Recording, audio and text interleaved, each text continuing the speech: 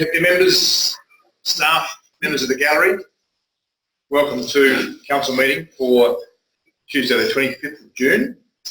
And I'd like to acknowledge the land we meet on today. It's a traditional land for the Kaurna people, and we respect their spiritual relationship with their country. We also acknowledge the Kaurna people as the custodians of the Adelaide region, and that their cultural and heritage beliefs are still as important to the living Kaurna people today. I read you the council pledge as well.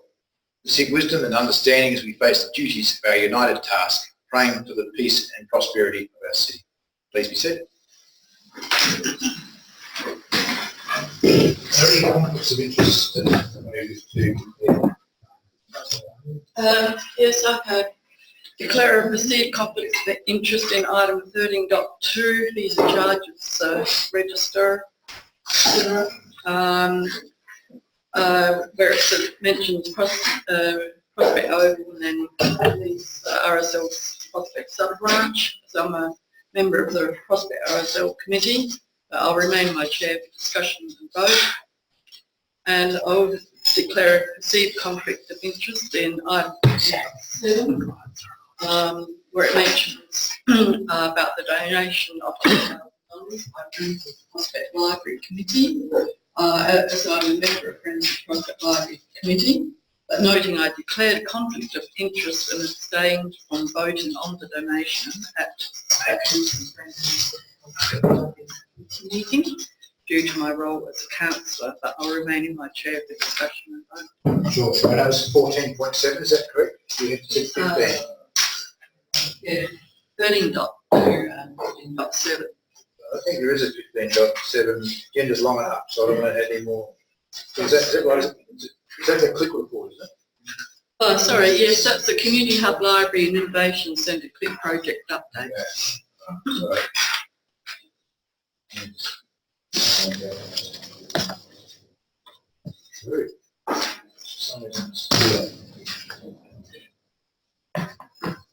There are two, but it's only 15.7.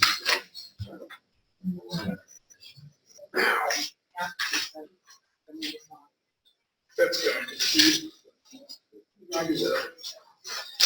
We'll work with it. Any other declarations of conflicts of interest? Along the same lines as Councillor Bate, 13.2, fees and charges. I am the part of the executive of the Eggston Cross Club, which is located at Cane Reserve, and that's mentioned as locations. Voting on this fees and charges. Thank you. So reported. Any other declarations of conflict of interest?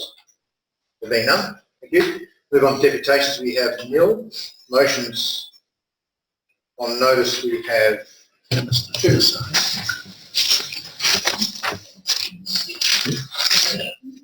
Sorry, petitions there. Sorry, wrong mistake. Sorry. And the regulars in front of me. Petition, we have 1. No doubt of interest to members of the gallery. Thank you for coming. Petitions regarding Castle Street, Collinswood traffic and parking issues. And the recommendation is there before you, item 7.1 on pages 3 and 4. What am I doing? I've gone completely lost here. Right, page 3, Lee. Yeah. Declaration of conflicts of interest. So, I think page your help myself here. I'm leaving nil. Apologies. Nil. Confirmation minutes. Let's do that. So moved. Thank you. Councillor Group, wish to speak to it? Do I have a seconder? Deputy Mayor, wish to speak to it? Further debate? All those in favour? Carried. Now the Chair's report.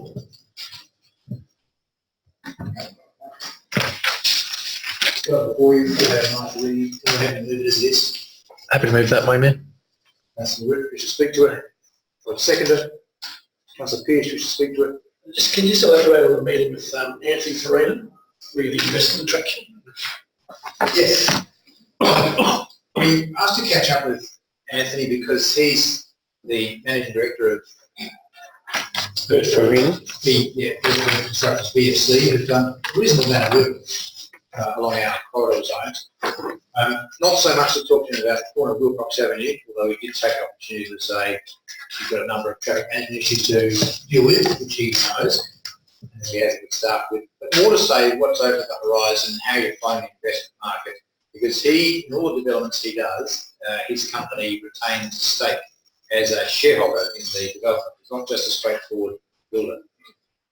So that was great information. He spoke to us about the relationship with the banks and other funding institutions. He spoke to us about access to private banks, because sometimes the large banks have a different attitude. He spoke to us about the demand out there, and he was a consultant.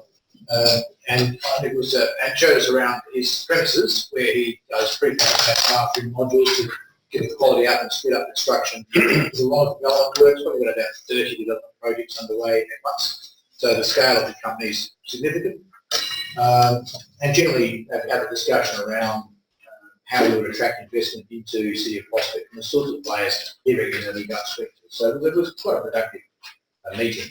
And it's a sort of meeting that I'm encouraging to start to set up for me as your once a week, if I could, once a month at worst, just so we're continually in front of people who may choose to invest in our city, and also listening to understand what their thinking process is and what are the issues they have to deal with. So it's good. Councillor Harris.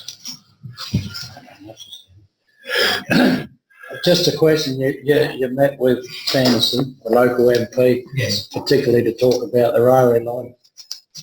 Apart from a facial expression from her, was there any sort of, did you think we were nice or bad luck? Well, it strikes me that if we see a problem somewhere, we should get our local member to be involved in it up front. So, fortunately, she has planted trees down at Devonport Terrace, so she now has a vested interest in making sure they're not cut down. So she was in full appreciation of the issue, very supportive, had already spoken to the Minister about it and asked him to stop whatever was going to happen and to rethink the design down there. Now, we've not heard anything more from that, but we left feeling quite assured that she understands the issue and is very supportive of a better answer.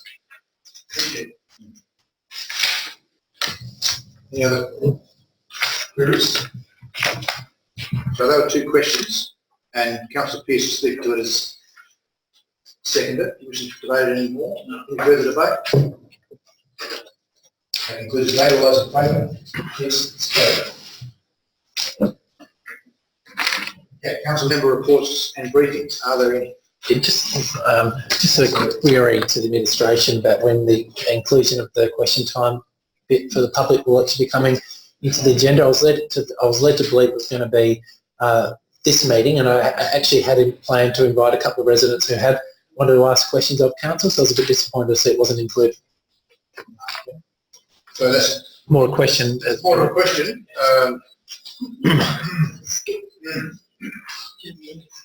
I will, there's great tradition, and Or I can wait till questions, I don't mind. we have an update on when they will be included. Through the chair, the resolution specifies that it comes to council in July, which is the next council meeting. It was, that's okay. If it was July?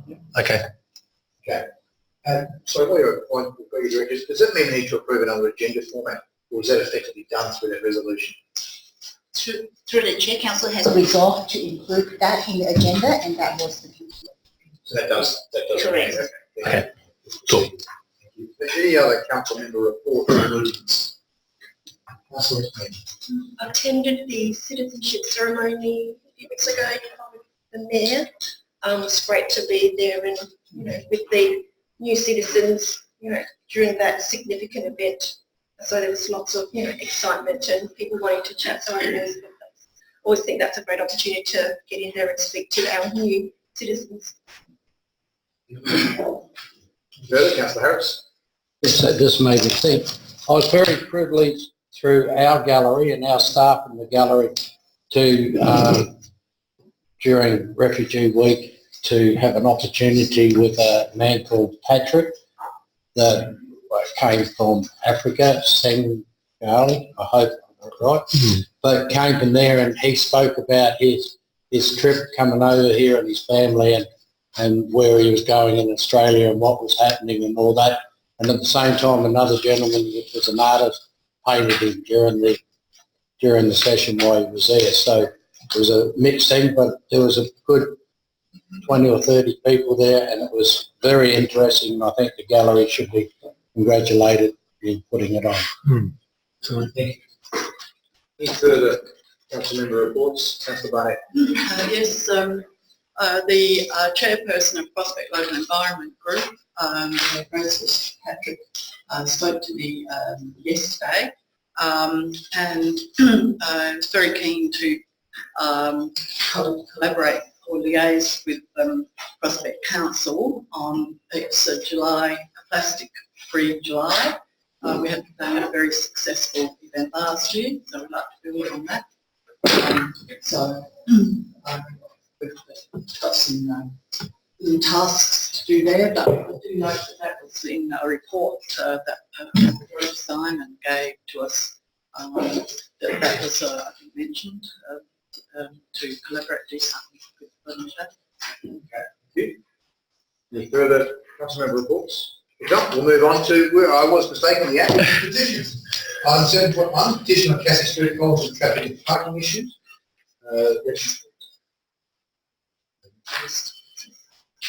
Oh, sorry. Too quick, man. Well, I think it wasn't a flinch, there was a kind of a step. Did you wish to raise a matter of the item 6? I did. Far away. So I was fortunate enough in your absence to attend the Sir Ross Smith commemoration service and light luncheon at St Peter's Cathedral and the Adelaide Oval, and it was a great service, very moving, and at the luncheon I learned that Sir Ross Smith has a direct connection with Prospect, and he started the North Adelaide Harriers running club, and their first location was on the corner of Road Terrace and Main North Road.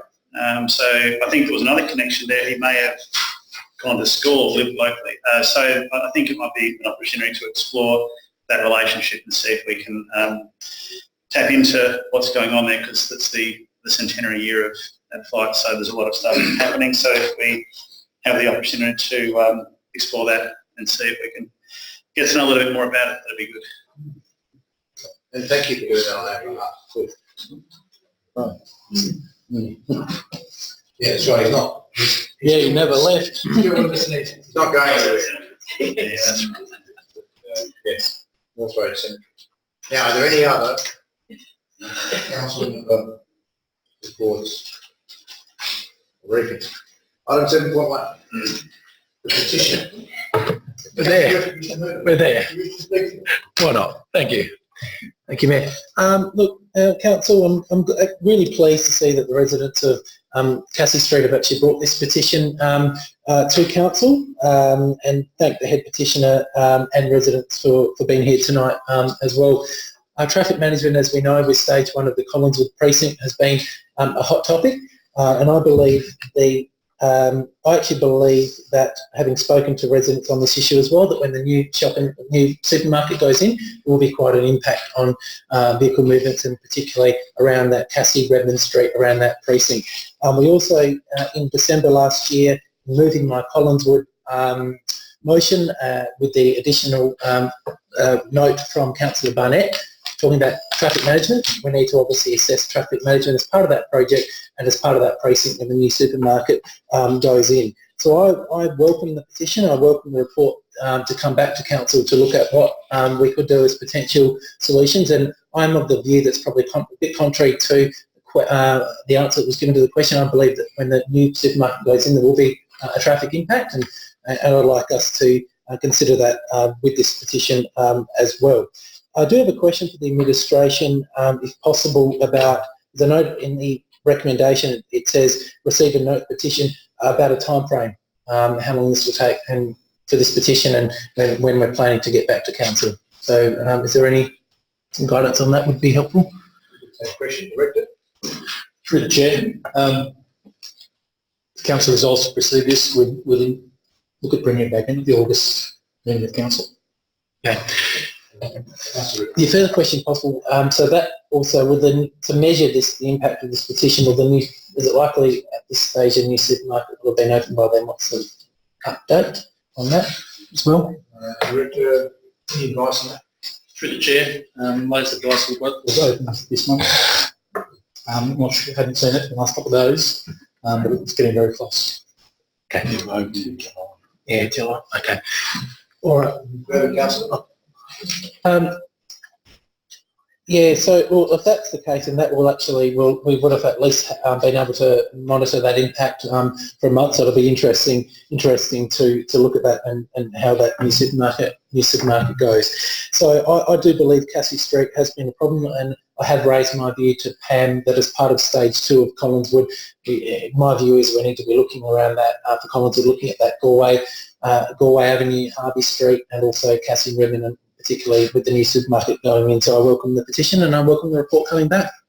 Thank you. Councillor Harris, Speaker. Just very briefly, because it's all been said at this stage, July handover, possibly August, early August opening, and the only difference, I've looked at some of the things that have been raised and also spoken previous times about it.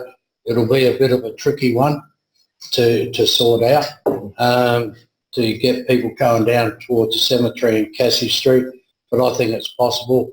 The only concern I would have is, amongst the concerns would be the IGA and Foodland and all those that work together. Some of those trucks would be trying to head from there down to Sefton Park, so it'd be sort of angle to get them back onto that main north. And I think we can come up with an answer, and that will start to cure 1, 2, 3 sections of that part of the city. Thank you. Any further debate? Just a brief question. We normally get a copy of the actual petition. I can't seem to recall either getting the petition or can't locate a copy of my emails. It's normally can I just ask if that has been provided? I missed it, or whether? Can I ask you, that has it been circulated? I don't recall seeing it either. No. So we have an answer to that from somebody somewhere. Manager Governance? Okay. I unfortunately have not circulated the petition, but I will have to do so, and I could probably do it this evening via all your devices. I apologise for that. Off with your head. Can I just check, as a matter of process, that the petition actually, the wording of the petition is the same that's under point 6 discussion. I just want to be clear that I'm voting on this, I'm voting on what it says, rather than it being paraphrased or changed from the actual wording. Yeah, don't know. It was 6 of your report. Under discussion. So you just have to call that on screen so you can have a look at it, Councillor. I don't think that last one. Yeah, it's good. See what they come back with. These thanks.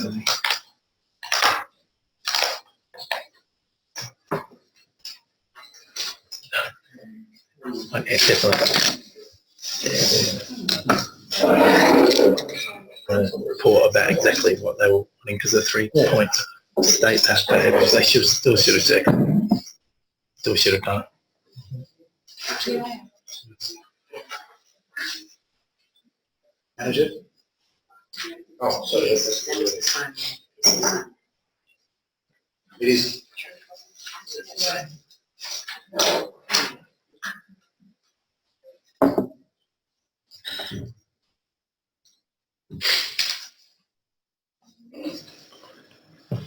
The petitioners request the following traffic management solutions in relation to Cassie Street. Cars continue to be able to access the shops by travelling east along Cassie Street. Close to the west travelling lane of Cassie Street, just past Rosebery Lane, so that cars and trucks and trucks visiting the shops have to use the main roads to get back to where they need to go. And 3, leave the west travelling lane of Cassie Street as usable by Cassie Street residents only. So the word hire is not correct as per the petition. That says so cars and trucks get back to where they need to go rather than hire. That's the only slide. That's the material. Same. Thank you. No, I'm happy with that. Any further debate on this item? Just the third dot point. How will that be enforced? Question. But will there be a report come to us? If you'd like some insight into that, I can ask, but it'll wait for it. Any further debate? If not, Councillor Ripp, you need to sum up. That's fine, thank you. That concludes the debate. All those in favour? Against? Unanimous. Okay, deputations, Neil. Sorry, if you're here in the gallery around that item, around the petition regarding Cassie Street, we've just decided to accept the petition and ask for a report to come back to council. We've been assured that it'll come at the August meeting. Through the chair, I don't believe I use the word assured. We will try to get it back in August, depending on the traffic studies. September will at council now. So, my mistake, members of the gallery, look out for the August council meeting agenda, but it might be in September or later than that. So if you're here just for that item, that's all we'll be discussing about that item tonight. If you're here for all the other 75 items on the agenda tonight, you're more than welcome to stay. But if you have someone somewhere warmer to be and more interesting, perhaps then we'd forgive you for departing at this point. Thank you very much for your interest, and keep an eye on our agenda papers going forward. Okay, we'll move forward now to motions on notice. We have one from myself regarding progressive change in the distribution of general rates on page 5.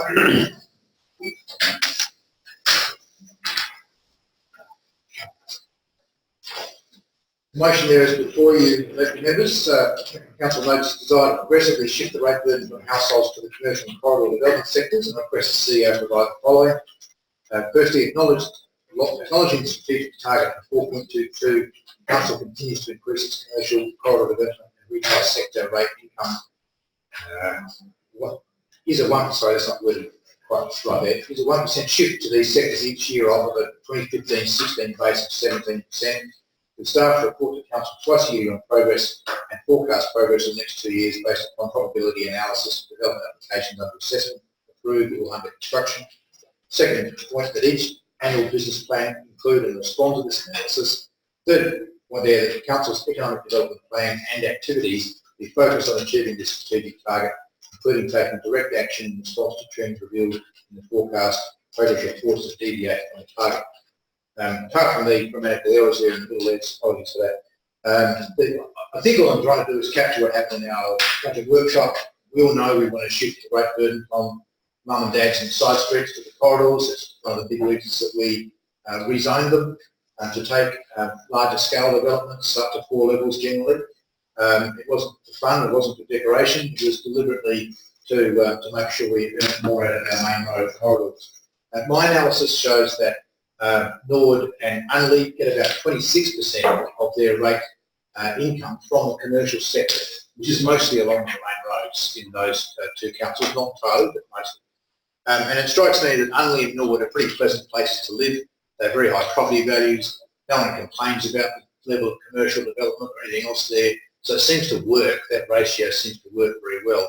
So I'm not shooting for the sky here, I'm not shooting for a heavily industrialised suburb or city. I think our target that we've all agreed upon at 1% a year to get us closer to that 26 or whatever your own target might be is very sensible, but it's revealed that we don't have good monitoring of it. So this motion is not about changing the target, increasing or decreasing, it's not about that. It's about making sure that there's monitoring, that monitoring comes to us twice yearly, and that our economic development resources, represented here by the Director of Business and Innovation, that those resources are really keenly focused on achieving that 1% transition year on, year out. So in 10 years' time, we can all talk about how we've shifted that rate burden from the side streets to the main roads and from mum and dad ratepayers to businesses and apartment dwellers and developers. That's the intention. I'm hoping that makes sense, and it's really just to try and put some structure around achieving that objective. And I'll move it from the chair. Is there a second? Councillor back. Yeah, just briefly. Look, I would probably support the Mayor in this motion. I know I've been on council for the last 4.5 years, and I think this has come up quite a few times. and it may even warrant a secondary guideline internally just for people to follow. Because there seems to be a misunderstanding within, I suppose, the community and some of the reports that have come back to us generally, and the fact that, you know, we do actually have residential development on some of these corridors that we're talking about. So it's how we monitor that. And it could be the fact that we're tying the rates income to certain parcels of land, and whether that includes existing parcels of land in corridors that are continuing residential use or only once they've been developed. I think maybe a flow chart, maybe internally to look at that. But I think, you know, unlike maybe student Lords and Unleys, I think there definitely is more of a mixed use development going on instead of just exclusively commercial, sort of the doctor surgeries and all the rest of it. So look, I think this will help us better understand our city and where our rates are coming from, and it really just informs some of our decision making, but also on some of the services that we have to provide in return for the rate revenue that we're getting. So, you know, with the parking and waste collection, all those kind of things that you get with development. So I think as well as, you know, helping inform the council, it'll also help inform the community. Further debate? Councillor Barnett. Yes, I support the intent of the motion. I'm just wondering where I think we haven't been perhaps quite up to speed on this because mainly can't afford. We've been doing our strategic planning strategy. So we've done, you know, sort of Prospect Road, Churchill Road and Main North Road, but we've still got, you know, part of Hampstead Road, Regency Road still to go. So I think that tightening up some of this, but we may not always perhaps need to do it as a strategic planning exercise. So I'd just like to throw that notion. Further debate? Yeah. If not, just in summing up, thank you. Hampstead and Regency, we haven't set our minds to, really. They're still on the B200, I think is the zoning for those from memory. So they are encouraging townhouses, but nothing more than townhouses. But we could, in time, turn our mind to those couple of roads. Certainly North East Road, we have a joint business development strategy along North East and lower Main North Road, but in association with Town Walk, so that is moving on. Okay, thank you. That concludes the debate. All those in favour? Carried unanimously. Thank you. The next item is 9.2. Councillor Nguyen, Abandoned Shopping Trolleys. It reads that Council Administration prepares a report for the 27th of August 2019 Council meeting, focusing on strategies that may assist in reducing the number of abandoned shopping trolleys throughout the city of throughout the streets of City of Prospect. Last year, the City of Marion held a summit regarding abandoned shopping trolleys in their council area, at which staff from City of Prospect attended. In the report, what I'm asking for is, I would like staff members to concentrate on how best we in Prospect can alleviate this problem of abandoned shopping trolleys in our streets, drawing on information from that summit. The report should also include possible opportunities for involvement with the community and other stakeholders, including council. I believe this issue can be best resolved if we all work together. The reason why I'm bringing this issue before council is because I have received several complaints from residents on Airlie and Percy Street regarding numerous abandoned shopping trolleys, which are often stacked together, causing pedestrian and traffic hazards. These residents have assured me that they have contacted the relevant supermarkets regarding this problem, but this is an ongoing situation that happens on a fortnightly basis. These abandoned shopping trolleys are ugly, dangerous, littering our streets. Thank you. Do I have a second? Councillor Barnett, do you wish to speak to it? Yes, certainly. As far as I can remember, since shopping trolleys that were around, it always seems to be the problem, and there seem to be various, well, mainly supermarkets, seem to have varying degrees of how they gather them up. I remember at one stage, I think we had a helicopter that was flying over and spotting them. Other places. Since then, I think being because they're worth about, I believe, $600 or $700 or even more each trolley. So you'd think there'd be an economic incentive for the store to get them back. Since then we've seen, and I'm sure this would have been raised at the City of Marion function event, about, and being a smart city, I would have hoped that we could introduce our supermarkets to some more smart technology that actually stop the trolleys so they can't even leave the supermarket area.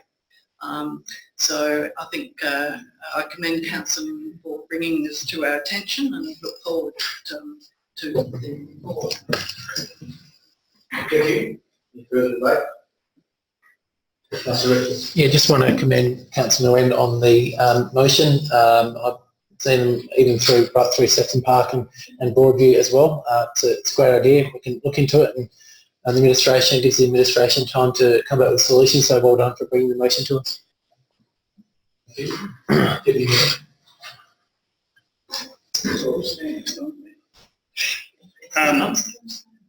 I'd be happy to support the motion on the assumption that the council will first start with some existing council's strategies that have already been developed in order to try to solve the problem and not necessarily come up with their own solution, because it sounds like some work that's been done already. So I think that would be a good starting point to see what's been done already and how we can incorporate that to our situation. Just 2 points, well, 3 points. Thank you very much for bringing it up. That's point one. Point two is not that long ago you used to see different companies, the Coles, the Woolworths, with their own sort of trailers going around picking them up. And I reckon the last one I've seen, I don't want to give them a plug, was one of those companies, and that would have been 5 or 6 weeks ago. I've seen that, so that doesn't seem to be regular. The only problem with taking trolleys home, I might add I don't, taking trolleys home, I'd say 80% are elderly pensioner type people that are pushing rather than carrying their stuff. So why it's not correct to actually queue it makes it a bit hard on some of them, and I don't think they should, because you know what houses they live in, because they actually leave them straight out the front of their house. They don't hide them or anything, and I can name a dozen that do that every fortnight. So the answer sometimes a bit tough, but it's an important answer because you do get streets, Percy Street, I know, coming over our side, 3rd Avenue and Mays, that it's people come along with prams, can't get past them because they just dump there. So thanks for bringing it up, and let's hope we can find an answer. Sorry, just to finish that, I'm not sure it's still on our books. We can actually charge people, the supermarkets, for the trolleys. We used to be able to, I think, $10 if we pick them up. That question? Yeah, I'll keep going to get up. Yeah, that is a question that I was going to put past it. Do we still have on the books, or do we still charge the supermarkets if we pick up the trolleys? Thank you. I'll direct your question to the Director. Through the Chair, I'm not aware of that charge. I'm happy to take it on notice and I'll report that as part of the council report. Thank you. That's all. Thank you. Further debate? Councillor Nguyen, if you need to sum up at all. Quickly, Prospect is known for its pleasant streetscape, and we work hard to maintain that. These abandoned shopping trolleys do great the effort to beautify our city. So I seek your support to support the motion for this report. Thank you. That concludes the debate. All those in favour? Motion. Unanimous to approve. Yeah.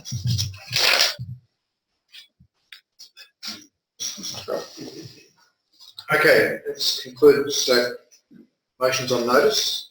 Next item is questions with notice. 10.1, Councillor Nguyen again, water sensitive urban design. Does council have any plans to encourage stormwater to infiltrate nature strips to assist in tree watering and improve the soil moisture? My great pleasure, councillors, to read you the answer. In recent years, council has developed rain gardens and tree net inlets as part of civil infrastructure projects. These systems are designed to deliver water to soil and street treatments by infiltration of soakage pits and to reduce the speed and peak volume of stormwater flowing to urban creeks. These projects are referred to as water-sensitive urban design of WSUD, which promote the sustainable use and reuse of water in urban environments and buildings. This type of design integrates a total water cycle and water from all sources, including rainwater, stormwater, groundwater, mains water, and wastewater, into urban development and building processes. WSUD measures and tools can be applied to residential, commercial and industrial developments and buildings. They range from storage, treatment and use of runoff to water efficient landscaping. WSUD can help communities achieve greater water sustainability and become more pleasant places to live and work. Council is a partner of Water Sensitive SA. Water Sensitive SA is a capacity building program that provides government, industry and the community with the support they need to deliver greener, more livable communities sustained by water sensitive urban design. The City of Prospect is currently working with Water Sensitive SA on identifying new technologies and sites to incorporate resources into our street stand. Thank you. Item 10.2, Councillor Quinn, seasonal street sweeping. Frequently, the street sweeping occurs throughout the City of Prospect in autumn and winter. And does council have capacity to increase the service over these seasons to remove accumulated litter? Members, the seat you'll leave not to read the answer to, it's in the papers. All those in favour of accepting as it's written? All those against? Do it again. Sorry, I have the papers. No. Sorry, it's just in the table. It's pretty hard to read all that out. Yeah, well, that's all right. I'll let you try to read. Can we get that page? That's all. That'll be in the minutes. It will be included in the minutes as it's shown on the screen in front of you. Members.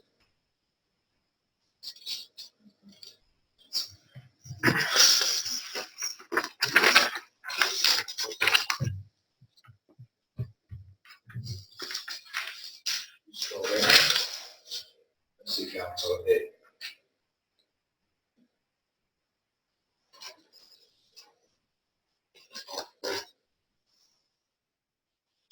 So seek your leave to note the answer provided on the screen rather than me read it out to you. Still in favour? You can say against.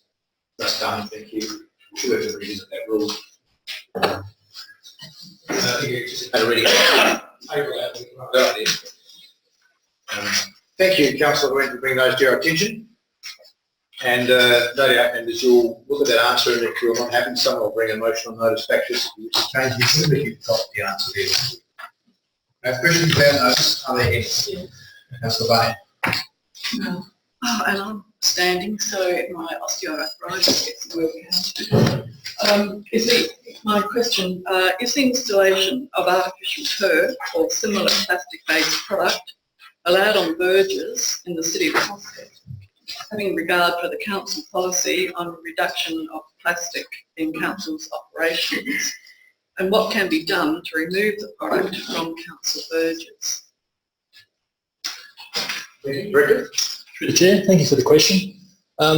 Council endorsed a few months ago a reduction in single-use plastic policy that has no relationship to the installation of artificial grass within our medians or our verges. Council doesn't have a position on whether you can or cannot use artificial grass within medians. I'm aware that quite a number of councils within South Australia are currently investigating the attributes and the negatives and positives of having artificial grass. There are a lot of heat in terms of heat mapping, but council has no position on that at the moment. If a resident want to use artificial grass on the median, they're permitted to do so. Thank you. Further questions? Councillor Rick? Yeah, thank you. I'd like to know for Collinswood Stage 1 when the works are going to occur and when we can expect the roads to be blocking off the right-hand turns at Edwin and Ruddiglin. When can we expect that to occur? Thank you. I'm not sure the status of the budget on the first, but I'll discuss the director's answer. There's two questions there. Through the chair, we developed a project plan for the Cassie Street shops, and So this is in relation to traffic management. yeah. All right, okay. That plan is being fully developed, and we'll engage with the community in the near future for the Cassie Street shops placemaking. Yes. Okay. Yes, thank you. And Edwin Street? Through the chair, council resolved to undertake community engagement on that option. That's option 4. That'll take place in July, August of this year. We're looking at a tentative, without preempting what that results of the consultation will be, but we're looking at around December of this year, installing those treatments in association with GIFTI. So we're negotiating with GIFTI about those solutions. They're on board at this stage, but we have to do that. That's part of that council resolution, and we undertake community engagement. Thank you, Councillor. Is it true that it was my understanding that we've undertaken the community engagement and there was a community forum here and the consensus of the forum was in the positive? So what further community engagement works need to be undertaken? Through the chair, yes, there was a public forum. Yes, they were very positive. It is a council resolution that we undertake community engagement with the Collinswood suburb precinct. It was very specific about that we undertake consultation with the Collinswood suburb. And that's been done. Thank you, Councillor. Well, following on from that, unless I'm incorrect, I thought the letter that went out to residents as part of the consultation did go to the whole Collinswood precinct. Is that correct? So the invitation to the community forum did go out to the engagement, went out to the full Collinswood precinct, is what I was led to believe. Is that correct? The chair, totally correct. But the resolution was 2 parts. We're going to take consultation, undertake a public forum with the Collinswood suburb, and then undertake community consultation via a survey. I'm happy to present that. I'm happy to send an email to Please, because it's confusing residents. members with a copy of that resolution and what actions have been taken and what actions will take place from that. That'd be great, because it's confusing residents. Yeah, thank you. Thank you. Further questions? Councillor Harris. sorry, I went outside. It might have already been answered. So the email I sent you, the question that came in that one was from the resolution of the meeting of both the council and the people that sat in here, was that the option 4, which included the the left turn one, that's what's going to be put in place in the option 4. That's right. Yeah. That's what other consultation we doing? No doubt about that. That's what the council's resolved. The council's also resolved that we undertake community consultation via a survey. That's what we're doing in July. Just to clarify from the chair, it's very, very clear that closing these 2 streets is effectively what option 4 does. We'll send traffic down other people's streets in Collinswood. Yep. And we were very careful to say that we understand what you 2 streets want. But we have to make sure everyone else understands that they're going to get more traffic. And they have to understand it. And the public meeting will do that for those who turn up. But for those who don't turn up, they might not understand the implications. So I think the rest of the council was very clear that we needed to do detailed consultation. Well, we did that. That's what the residents are confused House by about. house surveys, letters to every I think that's household. what the residents are confused about, yeah. Yeah, so that, but Greg will clarify that, but I understand the Greg's answers are that every household will receive a letter with the design of the house letter survey. That's what I thought every household had received it. Yeah, so Greg, if I've got that wrong, please step in. Thank you. Any further questions about those? Councillor Wood. Thank you, Mayor. Just a question to the Director of Community Planning. Later on this evening, we're going to be talking about, in the budget, the Heritage DPA project. There's nothing in the strict speaker asking question now, just to check the process. So within the budget, the Heritage DPA line. Yep.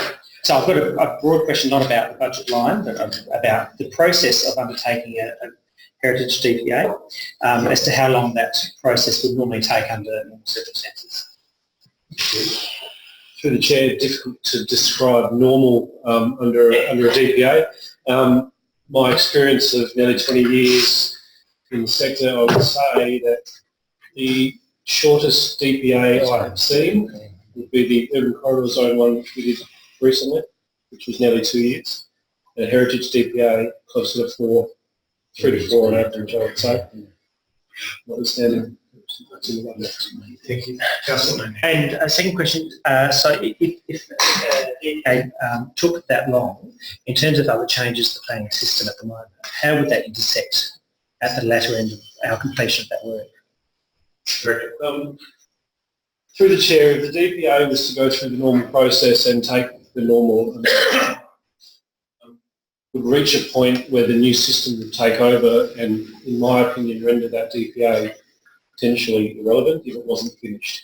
There may be something that the state is planning in order to create a better intersection of the two processes, but my understanding would be if you haven't finished a policy change under that framework, the new framework takes over and you'll have to start again, or that just takes over. Councillor. Last question. So what is our capacity to influence the state government and their thinking around heritage matters in the new planning system? Through the chair, there's a few opportunities coming up where, whilst currently there's some heritage information circulating, it's not on consultation. There's a number of phases to go, not a specific heritage consultation as I understand it, but the code as it stands, the planning and design code will come out for the outer metro councils. Within that, we'll get a snapshot of how the state's thinking about what it all means and what happens to contributory items with that language is disappearing and things like that. That's going to happen in about October, so we'll have an understanding from that point, and then as that's our opportunity to provide feedback. Whether that influences is a difficult question to answer, but if you don't provide feedback, you don't get the opportunity, and there's a few options to come. Thank you. Any further questions without notice? Councillor Ripley. Come from a resident. Resident mentioned the other day that he saw weekend street sweeping going on, and would like to ask council what the service standard is in terms of, and particularly service standards for weekend street sweeping and the costs involved for weekend sweeping versus if they were doing it Monday to Friday. It was a Saturday morning, it's happened twice. I just wanted to that weekend street sweeping is a regular occurrence and the extra cost involved for a week to pay for people on the weekend versus during the week. Through the chair, I'll have to take that on notice and go to. I'm aware that we have staff using street sweeping on weekends during this peak period at the moment. In terms of costs, and I'll have to get back to you. That's fine, I'm happy to come back. Further questions without notice? No, good. Item 12. Meetings of committees, regional subsidiaries and other bodies. Item 12.1. Special Chief Executive Officer Performance Development Review Committee meeting minutes on the 13th of June. The recommendations are there before you on page 9.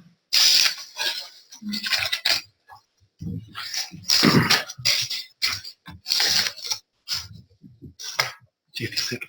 In the attachments, the recommendations in there. Somebody happy to move that the minutes be received? Councillor Barnett. Home tonight, I'll move that they be received, given those that are not on that committee or for us to read. Second it. Councillor Harris, would you speak to it? No, thank you. Any further debate? That concludes the debate. All those in favour? Against? It's carried unanimously. Reports for decision. Item 13.1 Annual Legislative Delegations Review 2019. Recommendations on page 15.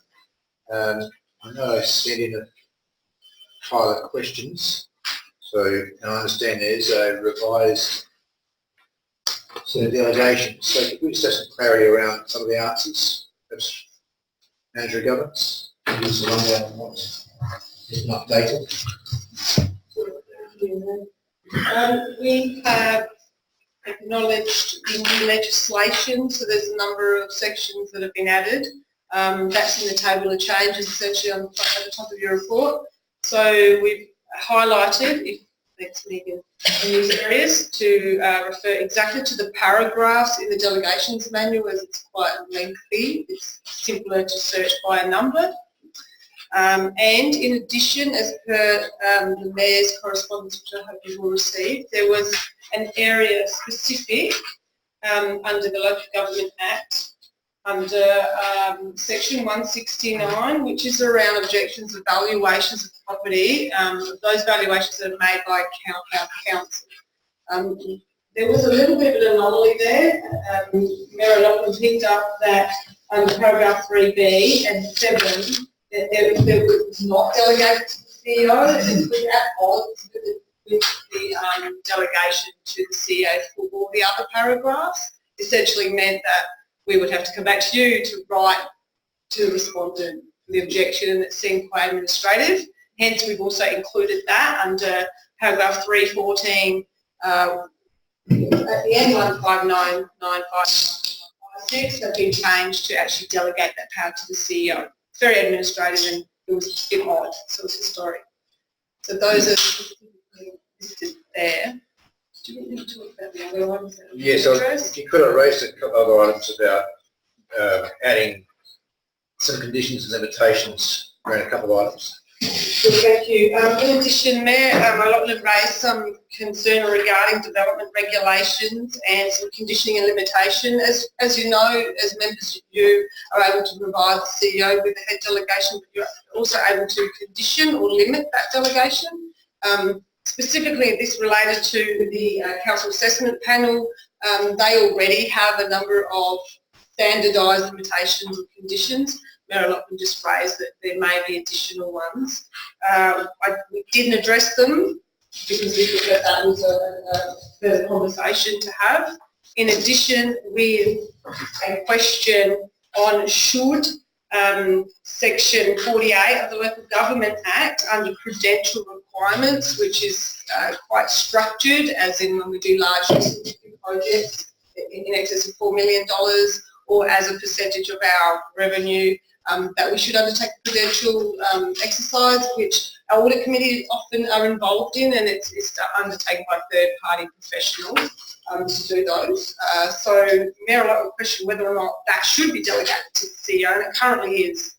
Again, we thought that that warranted another further discussion around service delivery, and so those two items are proposed to be presented potentially in discussion over the next 3 months to the quarterly periodic delegation review. So essentially we try to do ongoing reviews through the year, and that can be addressed at the next review, which we're slating for September. Yeah, thank you. So you have a revised format in front of you which tidies up the missing bits but doesn't deal with those two items, and Rashid will come back to us at some later stage. Is someone happy to move the Can I ask one more question? Or screen? Take the question. yeah, just the question is, most of the things or whatever's necessary, we hand it over to the CEO, and because I didn't get to read some of this later on down here, we're having another CEO for about 3 months. Is that person an acting CEO or a CEO? So when we say we're handing this over to the CEO, does that mean we're handing it over to the acting CEO as well? Yeah, the motion that takes care of that later in the papers says specifically that that person gets delegated everything that's currently called CEO. So the question, that's not quite the answer to this question, but it does what we want. Yeah. Someone happy to move it as it's on the screen with those corrections? Deputy Mayor, wish to speak to it? No. Let's speak to it. Councillor Harris is second. I'd like to repeat what he said, thank you. Echo the words. Any further debate? No, that concludes the debate. All those in favour? Summarise. Yeah. Let's do that again. All those in favour? Against this carry unanimously. Just start. I apologise. I robbed you. Sorry. Okay.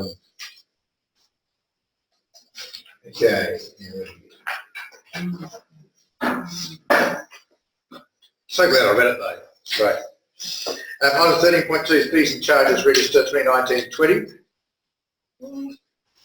Recommendations on page X. 34. 34. Thank you. So I'm happy to move it as it's presented. If you may, just speak to it. Yes, it's a bit of a balancing act between earning revenue from these opportunities, but also the fact that we're providing a service. And I think the decisions made by the team reflect that we generally are providing a service here, whilst we are anticipating approximately 736.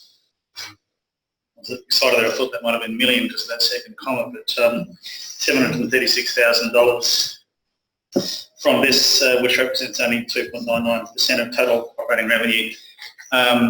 Putting everything up a significant amount wouldn't make that much difference, and a lot of these fees and charges are to members of the community who are essentially supporting. So I like the approach the team's taken, and this looks like it's fairly balanced, and I think that we all should support this motion. Thank you. Do you want a second? Councillor Backer, just speak to it. Yeah, can I ask a question first?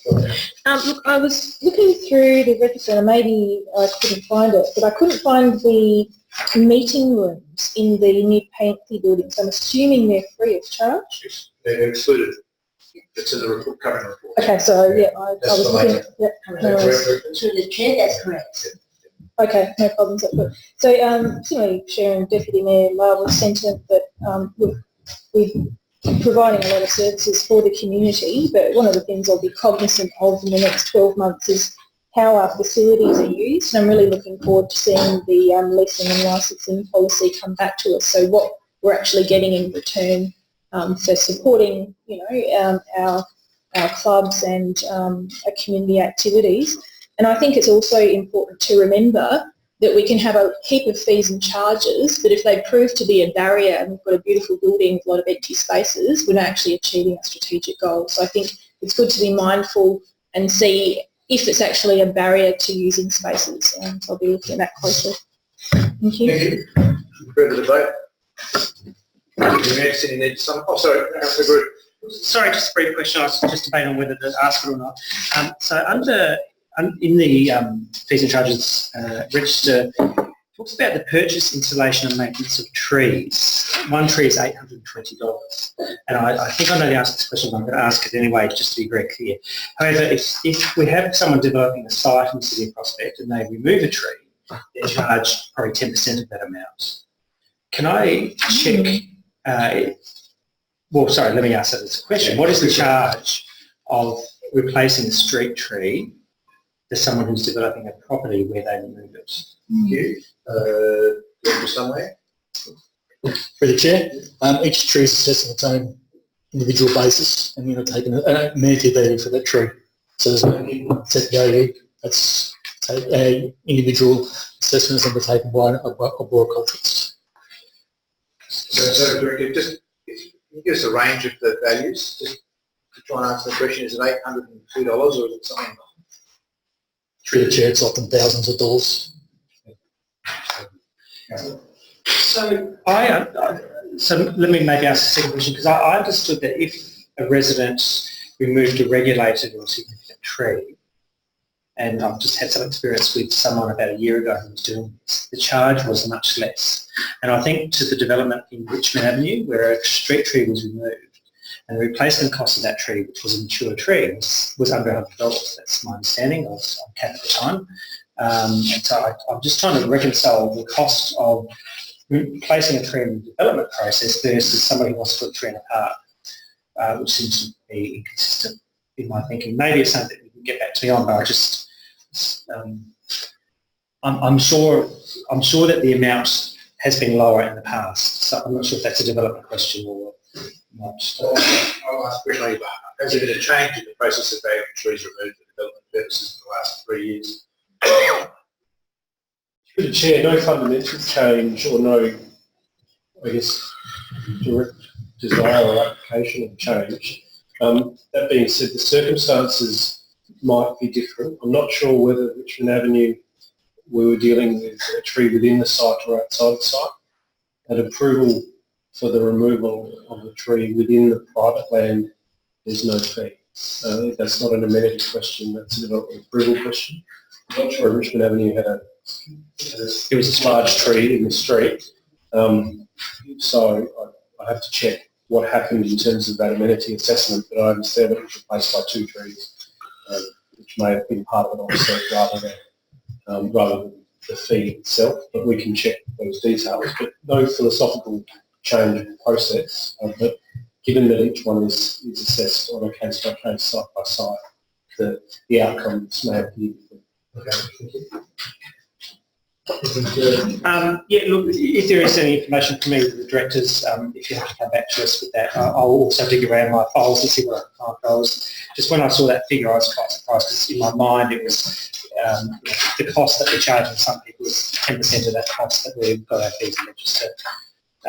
Sorry, fees and charges register. So yeah, any information would be great, but I understand if the answer is what it is, that's also very good. Thank you. Any further debate on the side? Deputy Mayor, does anyone need to sum up? That concludes the debate. Those in favour? Against? Carried unanimously. Thank you. Item 13.3 is the adoption of the annual business plan 2019-20, the declaration of rates. I'm advised by the staff there's been a change to the valuations received as the total book value of the entire city, and that the value is in yellow. Is that correct, Director?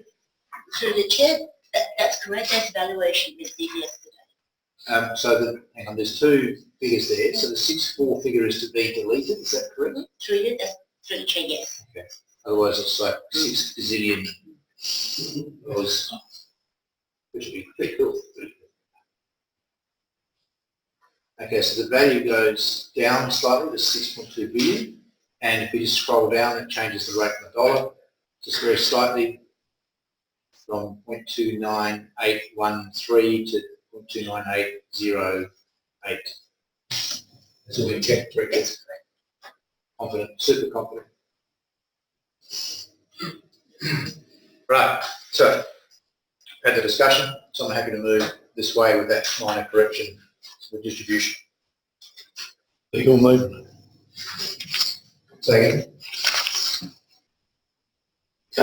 You say you're moving it. Somebody happy to move. I said I'm moving it. That's. I haven't done that before. If I didn't mind, I just. Deputy Mayor, you happy to move it? Wish to speak to it? I will speak briefly at this point because I'm sure there'll be a lot of debate around the report.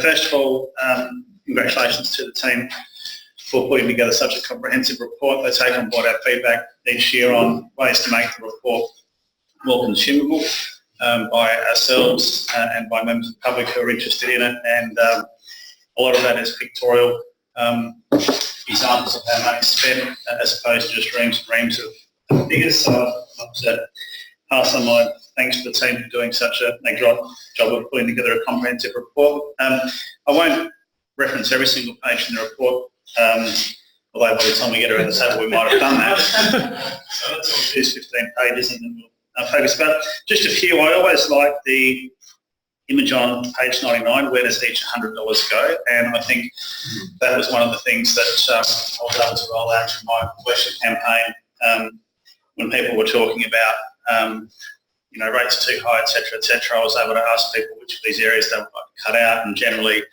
once people could see that we manage our budgets quite responsibly, they were generally happy with that answer. If we also look at the very brightly coloured pages, starting on around page 78, and for the people who are colourblind, no, earlier, 74, trust me, they are coloured, for those who are colourblind. You can, if you printed all those and made a long list of them, you can see all the things that we do as significant. And there's a fairly good spread of projects and capital works that look across all the things that we do. There's not one area in our council that we focus heavily on to the detriment of the other areas. So I think from that perspective, it's balanced. If you then have a look at the items that are in those lists, there are always going to be things that not everyone agrees with.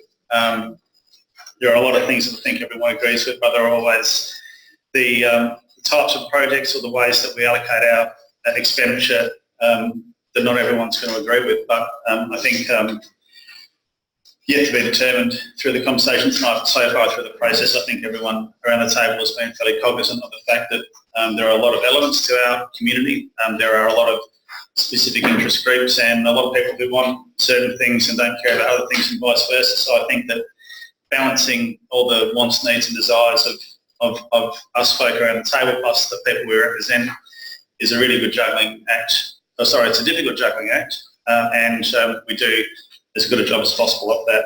And the last thing I'll mention before I hand it over to other people is page 106, the long-term financial plan, key performance indicators and dashboard summary.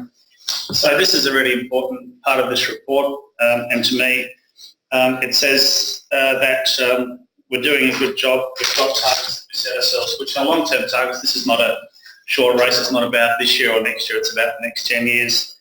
And you can see through the colour coding again, just the colour coded, got a lot of greens in there, and we've got some, what do you call that colour? Skin pink? Not sure. Magenta. No, the top one. Bottom one's not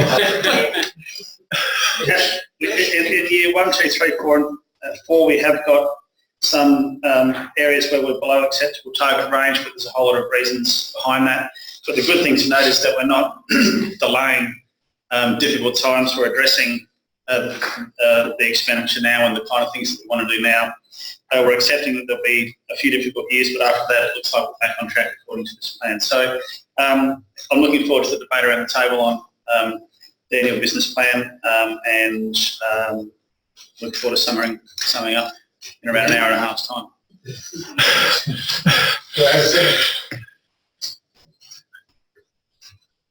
Second it? I'll get trying this place in and second it. Happy to second it. Yeah, thank you, Councillor. Do you wish to speak to it? Yes, I do. Look, I just want to thank fellow councillors and the administration for what I would call has been a really fair process.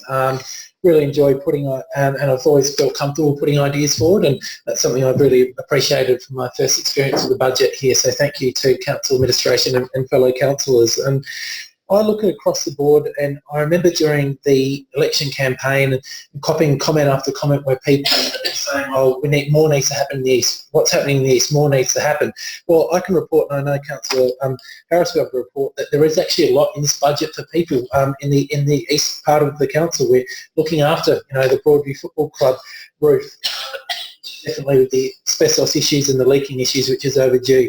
We're going ahead with that Collinswood shopping precinct, particularly around the Druids Dancing Hall. We've got to combat the library issue. We've got Tiny Street Library Program that we're planning here. We've got Main North Road Master Plan, including tree planting. We've got to protect the future, obviously, Green Tunnel program. We've got road reseal works in Nailsworth and Sefton Park. We've got a Delana Avenue Community Precinct Scoping Study. We're completing the Plec project on Hampstead Road. And I remember having a conversation with a resident this week, and he goes, so what's going to be in the budget for the East? And I said, obviously our job is to look at also the whole area, but when I actually went through it, I was really, really impressed with what we're putting forward, and that resident was shocked. He said, oh, I didn't actually know that a lot of that was happening.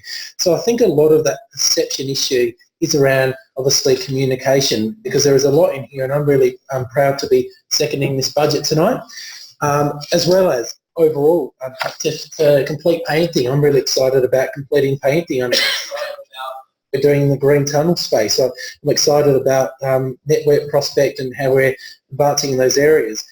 So there's a lot for every, and I think the good thing with this budget is there's a lot happening right across the board in everyone's patch. And I think as a council we can be really proud of this budget. We can be really proud that we took projects to and had proper consultation and we've taken on board the feedback from the public.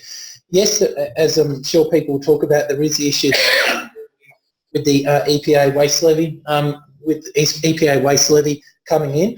So I think we need to be careful in our communication. We need to say we consulted on a 2.7% increase. The prospect impact is 2.7, but the reason it is 3.33 is because of that waste levy. I'm really proud that as a result of this, we're going to absorb it, and we're not cutting operational projects that we've consulted on to the community. So I think that would be quite disappointing if we went down that path.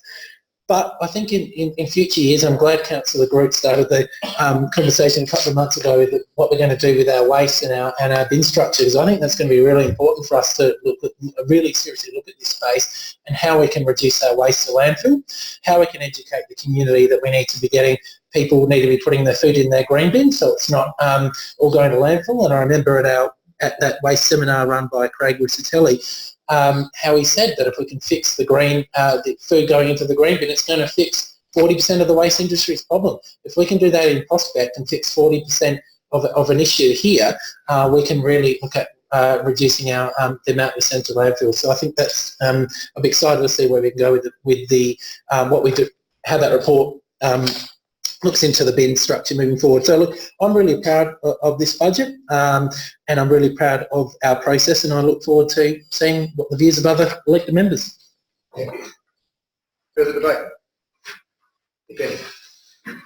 Councillor Barnett. Yes, I've just sort of scrubbed a whole few lot of paragraphs where I was going to sort of lambast the state government's 40% increase of the EPA solid waste levy and the limited time frame, and the fact that we couldn't have really had time to go back and do another community consultation, go through the whole process again. But I'll just start more with the fact that really it's a triple whammy here. It's not just the 40%. And the increase from 2003 $4 or $5 a tonne and now headed for $140 per tonne. We can understand some of the reasons for that. But the triple whammy is that not only has our council been hit with an unprecedented 40% EPA solid waste levy, we've also had an increase from the state government of a 2% natural resource levy. That's $576,483 payable for 2019 or the next year. And we've also been hit with an additional $20,000, I believe, of recycling processing costs based on the latest estimates for our waste contract from East Waste. So our waste budget has sort of really blown out water. But our council and our staff, being the great people that are, I'm very pleased to see from the latest figures that we've been given that we're now looking at residential rate in dollar of 2.98 rounded up, plus 1% growth. And I think this is quite admirable because I think sort of in the back of some of our minds were about what the state government was, rate cap of 2.9. So I don't think we can have any state government fingers pointed to us, in saying, right, well, you haven't done the right thing by your residents and your ratepayers, because I think we've done a fantastic job, really, given all the circumstances, given that tonight, from our workshop on Thursday night, we didn't want to have to go through the whole process and start chopping things that, as some of our previous speakers, what the things that our residents have been valuing and telling us that they'd be more than happy to have. So I guess I am a bit disappointed with not being able to cut our rates increase closer to CPI, but that's another story, and we always have the same thing, whether it's the orders News Basket, CPI, or our local government CPI. And so we've still got another continuing discussion around that. And I think, you know, we've tried to be mindful of those on fixed incomes and pensions, those that we made redundant. There are quite a few redundancies going around there. People working in state government that have been made redundant recently. So I was a bit disappointed at our Thursday workshop that we couldn't wave magic wand and use borrowings to offset the reduction in rates, as this would have cost our ratepayers more. Being on one of those on a fixed income and avid recycler, I look forward to working with my council colleagues to look at ways in which we can get our community and our business sector to understand that we have to cut our waste going to landfill. That we have to be more creative in closing the rubbish cycle, that we need to reward those who are doing the right thing by recycling. And I think it's a whole of society dilemma now, but we need to be part of the solution. So there's a shared responsibility, I believe, with federal, state, local government and with our communities. And so I will also be interested in the outcomes from the inquiry into local government costs and efficiency by the South Australian Productivity Commission and see what options we have to improve efficiency. So I will be voting for this item tonight, hopefully unchanged. And I look forward to supporting some items that had to wait some years for consideration, such as stamp-proofing and painting our Prosper Air Raid Shelter, a local heritage item, and fixing the leaking roof at Broadview Foot Club. I might add a council facility. Thank you. Any further debate? Councillor Harris. Good. Mine's fairly short. I just want to endorse some of the things I said, particularly thank you very much to the staff and other people and my co-councillors around, but particularly the staff that we turn around and ask them to try and get 2 pennies out of a 3-pot stick. And they do an excellent job.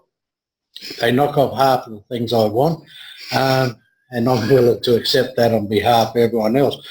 But looking at the various things that have come over to this side where we're sitting tonight on the side of the Prospect Road, the Collingswood, the shops, the Rutherglen, the Edwin Street, the football club, and all these various roads. I've sort of said sometimes we've missed out, but I could never say that this week, that we missed out on things I've done, of what we've done. But I do like to say that many things did miss out that we wanted to come in and we just couldn't afford them. So while we might look good, and my co-council here points out the things on this side of the road and I endorse them, and then the other side says various other things, but in reality we miss out on things. So fair enough, we move down a track, we do that. But the most important part, I would say, of this motion that we got here is the point 12 at the end. We fully realised as a council last Thursday night that these things will hurt, the various things that state government has done, but I'll say a bit more of that is done. But we as a council have said we have to find somewhere to look after the pensioners that we got in the area. And while we couldn't come up with an answer so quick on Thursday night, we come up with some that were good, but we couldn't endorse them, that I'm glad that we got point 12 there, that we will look to see how we can help pensioners and like people in this sort of situation. Why did we get to the necessity to have that? It's because the government, and I heard now 3 times, the government said, you know, we increased the waste levy. But I think that's by the by. I wouldn't be surprised if that sort of stuff happens. So it's only a 40% increase. But let's look at what they've done in the last 12 months that affects our budget. The prospect of closing down SA services, the railway line, which I did ask a question about, but the trees and various things, the people with their registration going up and all these sort of things. So our residents are being hit by, and I don't say it's any one government, it happens to be the Liberal government, but could be any other government as well. But they've got to absorb those and we've got to build their city. So I think we've done an excellent job. I think I'm going to definitely vote for it, and I would have no qualms of telling people what our rate increase is, 2.7, then tell them what the government's one is on the top. And say, if you need a hand, come and see me, but this is what we have to do to keep your city in such a good state. So I'll be endorsing it tonight. Thank you. Councillor Brew. Thank you. I would start just also by acknowledging the work of the staff, particularly Ginny and Chris in the gallery tonight, who year in and year out spend a whole lot more time than we ever do looking at the numbers and trying to get it to balance. So I can't imagine how awful that job would be. So I want to say thank you very much to staff in getting this to us. Look, I think sometimes when you're put in a hard position, whether it's life or work, you come up with some creative ways of dealing with it. And I think for us, waste levy might be a difficult position for us. I think Councillor Harris is right. We need to talk about our rate rise, which is 2.75, state government, which is 3.3. I think that's absolutely how we should be talking to residents and to community and to media, to anyone who listens, about what our rate rise is. But I think Councillor Rip mentioned this earlier, that it really gives us a good opportunity to think about how can we divert some of that waste. So we know there's two levers. One is how much we put into the bins, and the other one is how much we don't put in the bins. And I think if we can try and adjust that, it will adjust how much we pay in the waste levy, and I think for us that would be great. The other point I was going to make, which was started by Councillor Harris, is absolutely how we protect our older, more vulnerable members of our community. And I look forward to that coming back to us in September, about what that's going to look like. And I think for us, how we can try and use community to be part of that process as well. I think there's a lot of us in our community who could actually fund that $10 increase, others in our community that cannot. And I really would like to see how we can crowdsource some of those ideas and even the funds to do that to support residents, particularly, as I said, those who are more vulnerable. I'm very supportive of the budget. I will be voting for it tonight. I'm a little bit nervous about the Heritage DPA, so hence my question earlier, just in terms of the impact that will make and the timing around the broader process being run by state government. I guess it's going to be a bit of suck and see. But I think potentially that's going to be problematic for us later on, but we'll see where that goes. Absolutely committed to the outcome we're trying to reach with that DPA. We absolutely have to do that. But we just might find ourselves running to two separate processes, which is unfortunate, but that's how it is. And the other thing I'm really pleased to see in here is the forthcoming of our speedy limit consultation with the community. I think that's going to be really important. I'm really interested at what community are going to come back with on that, because we know certainly the feedback I get is lots of people are very supportive and we've got some people who are not so supportive. This will be a full community consultation process and we'll understand then exactly what that's going to mean for us. So thank you again to staff for putting this together for us and for responding to our whims and our desires and things that make sense and sometimes things that don't make sense. I think you've done a great job. And I look forward to voting for our 2.75% rate increase, which has been increased to 3.33 on behalf of the waste levy. Thank you. Further speakers, Councillor Back. Thank you for all the other speakers. I too am amazed at the length and breadth of the report and the kind of things we've actually got in here, and mirror Councillor Harris's sentiments in the fact that we're actually broadening some of where the funding's being spent and embracing the rest of the community. And even though we've got projects to finish, and in essence a lot of these budget lines are finishing projects that are already in place. Look, I think the sentiment is there around rates and ability to pay because everything's going up.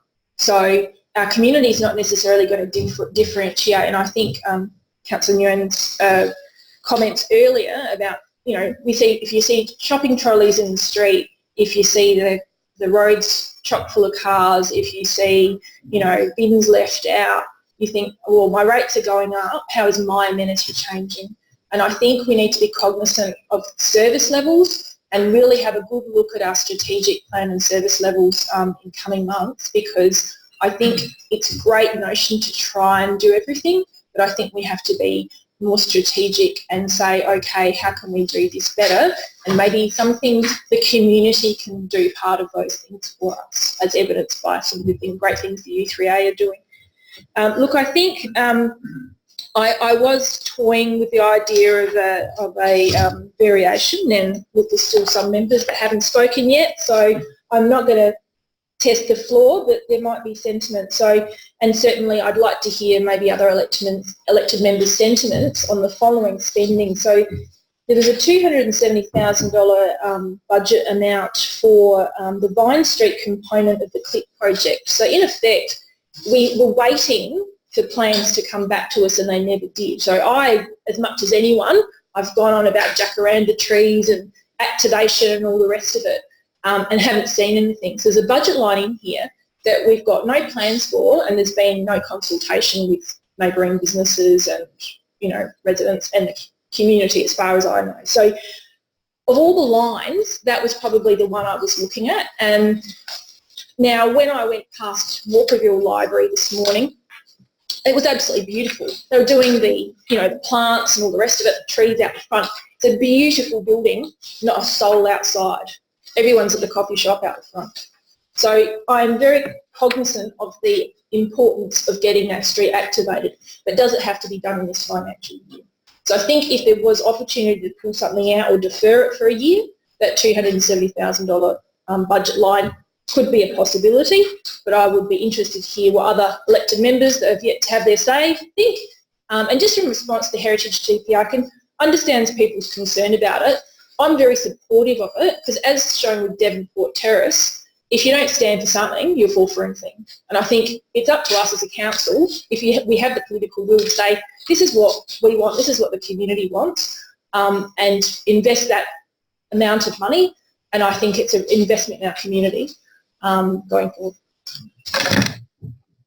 Perhaps I'll just clarify from the chair, and again, thank you to start with forward over this and for the leadership of our CEO and putting up with us. Well, putting up with me, yeah. In trying to cram all of our great ideas and enthusiasm into this budget. I actually think it's a really cool budget. It's always a budget for bridges to the design of Churchill Road advancing to finish off the last stage, Prospect Road last stage being funded, the second payment for Hampstead Road's undergrounding appliance, the Cassie Street upgrade stage 1. You keep going around, I think we're really spreading the money pretty well out here. The Devonport Terrace street upgrade as well. So there's a heap of stuff happening that's actually, you know, little bits all over the place. Just in terms of the Vine Street Plaza upgrade, something I've been saying we should just get this sorted for some time. The first designs of the new brief came to the PEG meeting tonight, just before this meeting. So the Deputy Mayor and I have seen those and provided some feedback.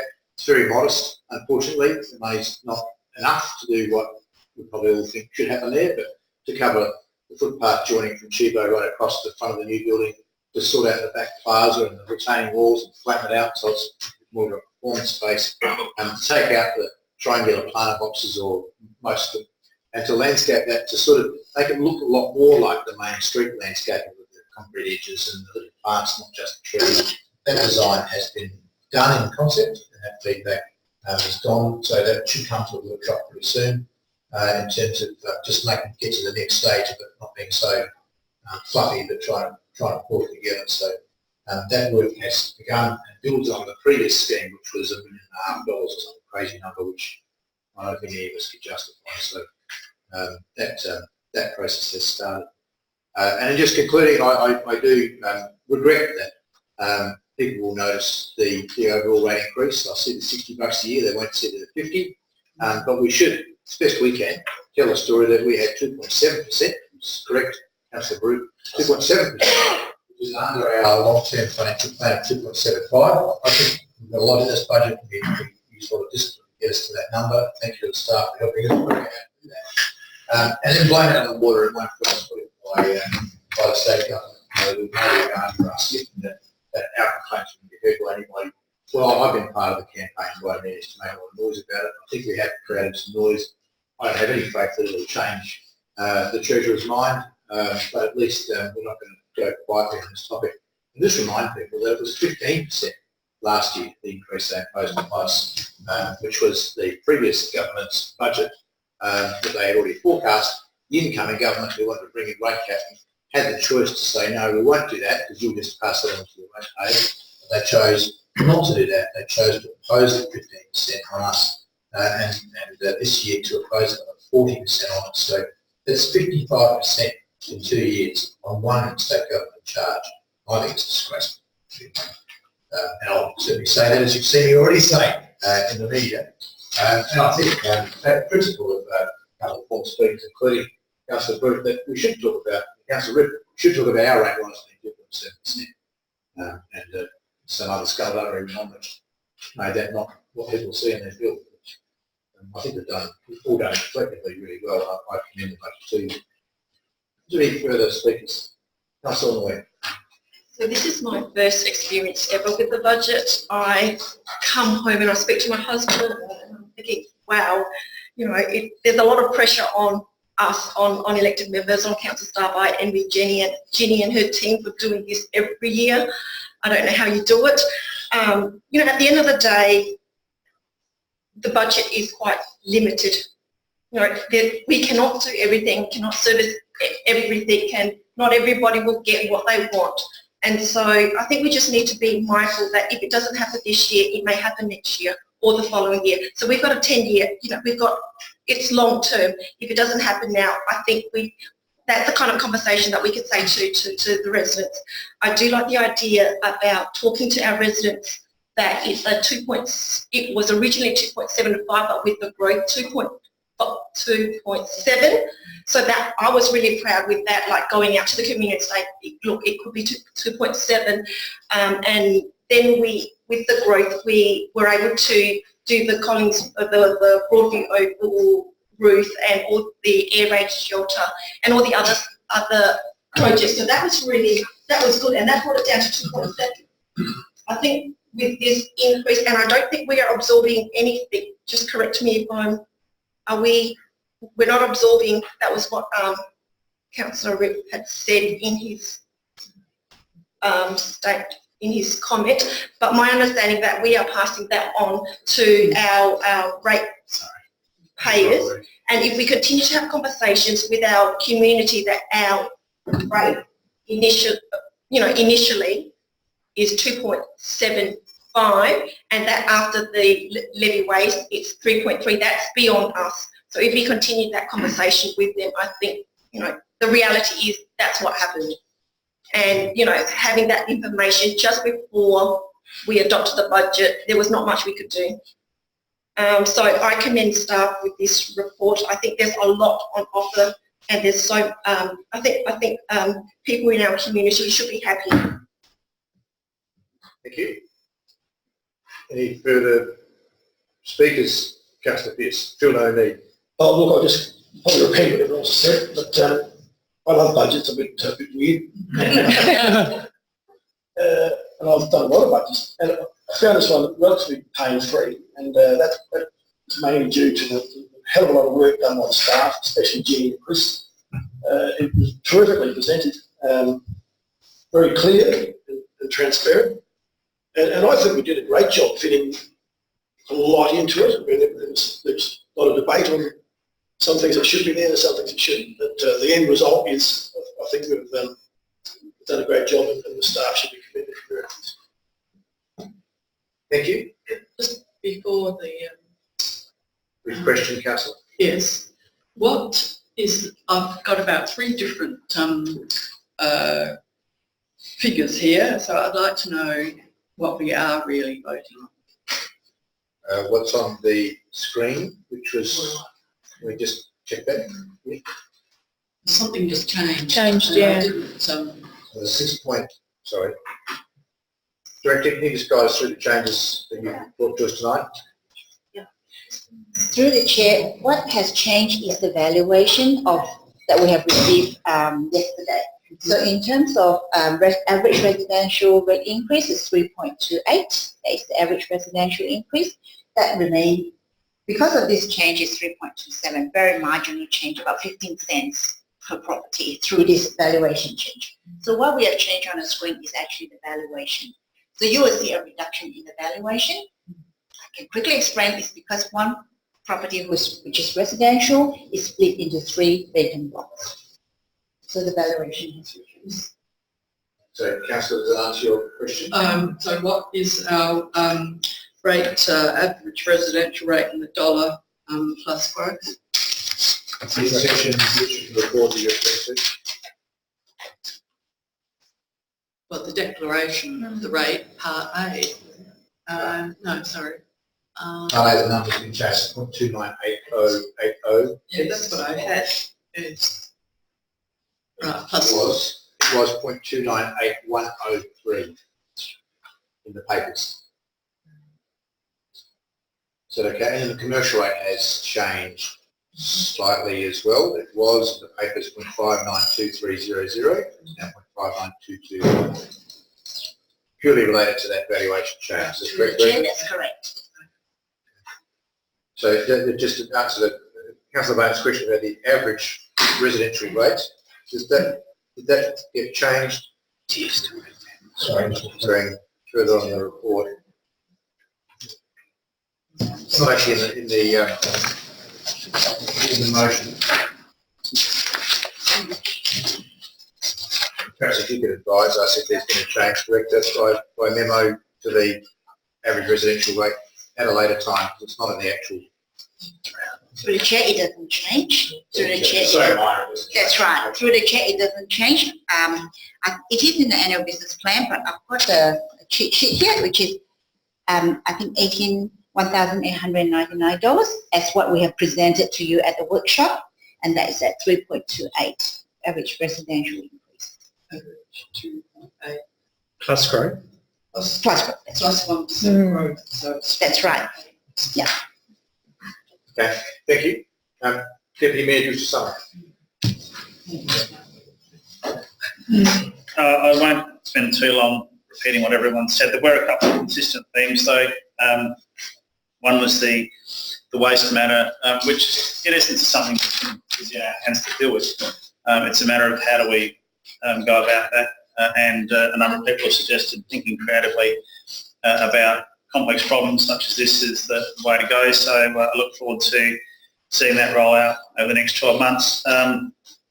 General sentiment around the table was that we felt that we're doing as good a job as we can at the moment by looking after the vulnerable people in our community, but we can do more. And some of the suggestions which came out of last Thursday's meeting and previous discussions or discussions since then are the sort of things that I think we should spend some time on over the next 12 months, because if we can afford to look after those people in our community, then I think we should. In essence, there are a bit of collateral damage around what's happening in Prospect. The people who are driving up the demand for greater services are the ones who can probably afford to pay more, and the ones who are kind of happy with how things work are the ones who can afford to pay less by and large. So they have to come along for the ride, and if we can do something about that, then I think we should. And the only other thing I'd say is that, picking up on one of the Mayor's points, if you look at the types of things that we're spending our money on, we reach almost every corner of our city. So it's a fair spread of projects of varying sizes, which affect different groups, which affect different areas of our city. And thankfully the folk from the East are happy this year at least. That's 1 in every 10 years. We'll be happy to be so generous with our expenditure over there. But yeah, I think what it demonstrates to me is that we're a fair group of people. We all take on board each other's perspectives and what each other feels is the most important, and we discuss and debate respectfully, and at the end of the day we've agreed on something which everyone should feel like they'll benefit from. Of course we can always do better. The staff work incredibly hard all day, every day to deliver services that we enjoy and benefit from. And one of the things I'd like the team to always consider is that there might be a bit of a saying of working smarter, not harder. We should be always looking for ways to deliver our services more efficiently, not so we can get rid of people, so that we can actually do more with the team that we've got. So I'm sure that's on people's minds. It's not a new concept, but I'd like to make sure that's always in front of how people are thinking, and always look for opportunities to improve how we deliver our services. So just in closing, I would like to say it's great to hear everyone supporting this budget, and I look forward to the vote. Thank you. That concludes the debate. All those in favour? It's carried unanimously. Thanks CEO, thank you staff, thanks everybody involved in the debate over many months.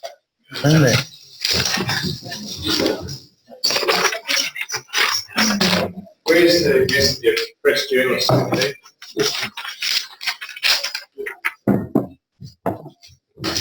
Item 13.4, discretionary rate rebate, general rate 2019-2020. You've had the report. Anybody wish to move it as it is? So moved. Barnett, wish to speak to it? Seconder? Councillor Nguyen, wish to speak to it? Any further debate? Councillor Grigg. Yes, please. My standard annual conversation about this particular item. So I'll ask again why we don't go out to other groups to seek further discretionary rates, and why it feels to me a little bit historic that these people have had it for a long time, so therefore they keep getting it. I'm not disputing the fact that they shouldn't get it. I'm supportive of that. I'm just, there must be other groups with land holdings in City Prospect. Can I just, maybe a question to the appropriate director, have we gone out to other groups? Let me maybe ask that question. Have we gone out to other groups to offer them the opportunity to apply for discretionary rates? No, we have not specifically gone out and market and target that. So last year, and our video recording of the meeting may prove me wrong, but I don't think it will, I did request that we do that through this process, because I just think this is a long-standing agreement, and I don't feel it's a fair one for other community groups that exist in the City of Prospect. On that basis, I'm not going to vote for it tonight, because I'd rather us go out and actually have some clarity about who we offer this to. I know there is an impact on our budget should we do this, of course, but I think for me the transparency and the ability for other organisations to actually apply for it. So I won't vote for it, just on the basis that I think it's an unfair process and we need to invite other groups to be part of it. That's a motion on notice. That's a motion on notice, Councillor. Will be, yeah. Any further debate? No? Councillor Barnett, you should sum up. Only to say that I'm sure that any of those groups that are eligible would, I think, have applied. It's fairly specific to understand what the eligibility is, so I'm not sure that many groups eligible. But at any rate, on that note, I just ask people to vote for it, because I don't want to have to go back and calculated rate and all the other rates that this might affect if you vote against it. So I don't want those particular groups again to have any more delay on receiving, in fairness. Thank you. That concludes the debate. All those in favour? Against? It's carried. Item 13.5, discretionary rate rebate village chart marketing fund. Recommendations are page 154. Somebody happy to move that way?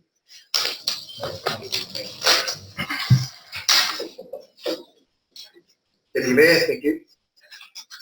Sorry, I'm looking at an alternate set of papers. It doesn't always marry up.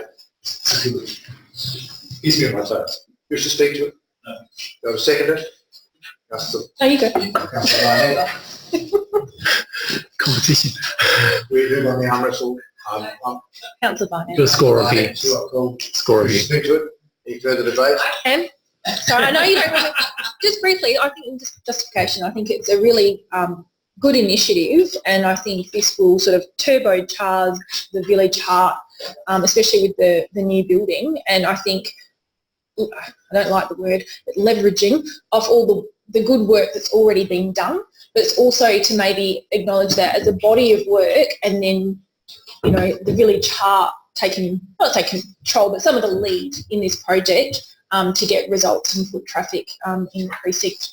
After all this hard work and effort has been put. Thank you. Any further debate? You need to sum up? Conclude the debate. All those in favour?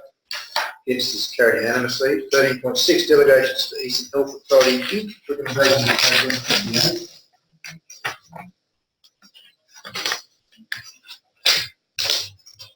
I'm happy to move it.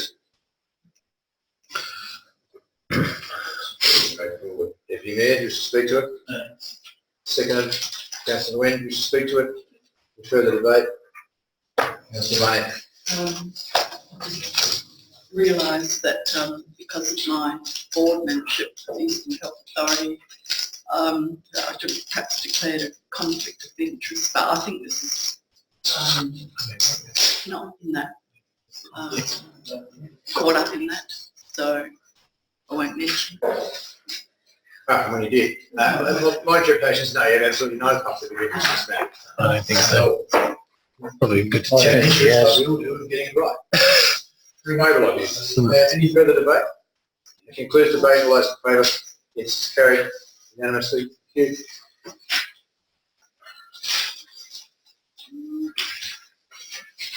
On 13.7 on page 215, review of the audit committee terms of reference. Somebody happy to move it? I'll move it, just also in saying that I did raise with, so I'm happy to move it to get it on the floor. I'm happy with the document overall, and I did send, and I could see that the manager of governance did respond to my email today. Apologies that I did reply to your email late before we're seeking feedback from members of the committee. So I'm happy to move it to get on the floor. I just wanted to bring people's attention, page 221 on 3.12, where it says, so 3.12 on page 221, where it says, if a member does not attend any, so I'm assuming that's independent member plus member of council, if a member does not attend any scheduled meetings within a 6-month period without leave of the committee, council reserves the right to remove a member from office. My query with that one to Joanne, or feedback, manager of government, was that the risk with stating within a 6-month period might be that the committee only meets once in that 6-month period. There could be a chance that we only meet once or twice. So if someone puts an apology in for a meeting, or there's an independent member that misses that one meeting, technically they could be removed from office. And I think that's a bit my personal view is it's a bit unreasonable. I would like it to simply, because of the event in a committee, it's different full council meetings, ordinary council, because we will have so many ordinary council and meetings. But so I'm not sure, and I'll leave it to someone else to potentially move it if that's so wish, if you choose to. But I think it's more reasonable if you say if a member does not attend 3 scheduled committee meetings in a row, council reserves the right. And then that way, because it leaves that risk. Otherwise, it's sort of saying to the public, well, they've been absent for 6 months, but the committee might have only met once. So I think that, so that's my view. Happy with the rest of it. I think it's a really good document, but just thought I'd flag sort of my views on 3.12 to the room. Thank you. Just hang on, you're citizen mover at this stage, and that wasn't a question. So, Director, clarity around the question that came via other means to you about this item? Yep, through the chair, the audit committee meets every quarter, so within the 6 months there will be 2 meetings, at least 2 meetings. So, we thought that was quite a reasonable clause, given that that is without the leave of absence. So basically, someone just has not turned up. However, we are guided by council. If council so wish to have it for 9 months. Really, just on the chair, it's not an automatic removal. It's at the discretion of council. That's correct. That is correct. So that would have to come to council. That's correct. That's correct. Thank you. So with that clarification, Councillor, are you still happy to move it in its current form? Because you can't move an amendment as the mover. I was just sort of airing views. I wasn't moving an amendment. Okay, so you're still happy to move it? Yes. Thank you very much. Do I have a second? Councillor Backer, would you speak to it? Firstly, I'm quite happy with that clause, and that it says without the leave of the committee and council reserves the right. So I think there's 2 clauses there, but I certainly, we can't understate the importance of being on a committee. I think there's a responsibility there. So. Thank you. Any further debate? It's hard for me to think when you finish now, because you don't sit down. It's like, okay. Somebody might drag out that last word. No, I wanted to. That's green light and red light. Yeah, was that you debating this item? Because I have to. So to check. Any further debate? Councillor Richardson, you need to sum up. That concludes debate. All those in favour? Yes, it's carried unanimously. Thank you. Item 13.8, communication protocol, recommendations on page 225. Somebody happy to move it as presented? Councillor Rebecca. I'll stand up, just so you can see. Just thank you very much for the report and the protocol. I've used it already. Flowchart's great. Well, obviously we haven't adopted it, but it guided my thinking. So I certainly like things that aid us as elected members being as effective as we can be, and also mindful of being respectful and communicating in such a way that works for everyone involved. And certainly even as recently as today, I've had feedback on the way things can be presented better so they can be actioned better on the up, and that's really useful. So that sort of builds the communication. So I'm very supportive of having a communication protocol, and I encourage you to support it. Thank you. Councillor Rippon, wish to speak to it? Yeah, just want to thank the administration as well, what Councillor Rebecca did, particularly with the taking on board our feedback. This item came up and presenting one, and I'm quite happy with it. I think the flowchart as well is good, and I feel comfortable that if I have an issue that I know sort of where to go, and sort of with the, I don't like sort of reading lots and lots of words. I think the flowchart sort of simplifies it, so I know that things are going to be actioned. I also like the option particularly of the email to the admin at Prospect, because my view, everyone knows my views that I've found the CRM system quite clunky. I prefer to email. It's far easier to get a photo, quick couple of words, fire off an email, and I found that much quicker. So if you are looking to improve the CRM, I know there was chatter at that workshop, and I'll take on board what you say about that moving forward, but as far as I'm aware, I'll definitely be emailing. So I do like that option, and thank the staff for the protocol. Thank you. Further debate. Deputy Mayor. So I wasn't at the workshop where this was discussed, but I agree with the previous speakers. I do feel it's a little bit unfortunate that it has to be so prescriptive. I don't think we're a council which has the kinds of issues that other councils experience, and therefore mandate the enforcement of such a strict protocol. So I think that's unfortunate, but if that's the world that we live in, then that's the world we live in. Just picking up on one point, whilst the CRM might be a bit clunky, the concept of taking photographs and putting it in an email and sending it through does work, but it doesn't allow us to capture great information and great data that we can then feed back into the process and use in the future. So I would like us to try to think how we can use the systems and processes that we've got in place. I believe, Alan, you've got a gold star for using it because you're one of the strongest users, and the reason we've got that is because we can collect data and we can process and organise things in a different way rather than emails and phone calls. So maybe just bring that to people's attention as well as a secondary benefit of doing it through the CRM. And I would like to just pull out one particular item here that I like the most out of this whole protocol, page 241. Council members and staff are to be addressed by their first name and not by their title or office stakeholder. So everyone remember that, particularly in workshops in the future, and we won't be accepting any titles or positions. It's just first name from now on. As mandated by the protocol. Thanks, Alan. Oh. This is not a workshop that I'm Councillor. Thank you. Any further debate? What's a bit of time? Just from the chair, I know that I've had a heavy role in initiating this in response to, I believe, still believe, unnecessary expenditure. And I'm grateful to the staff for working with us. It's quite a difficult thing to do from scratch. We didn't have one at all. And when staff looked around, there wasn't really a good model elsewhere for us to pitch, which is often a good way of accelerating our learning. And so this is, I think, now one of the leading documents in local government, certainly in South Australia. And I'm really pleased that it is a facilitated document. It helps things work rather than restricts things. I think that's the way that this council has worked for a number of years. I think it's been very good for the benefit of our community to have relationships like that. And I also thank the staff for not sending it off to a lawyer to check, because I think we'd still be arguing if we did. So that can be for somebody else at some later time if they so choose. I don't think we needed to do that, and I'm grateful that that hasn't got in the way of us coming up with a good protocol for us to use. So I commend it to you and look forward to using it over coming months and years.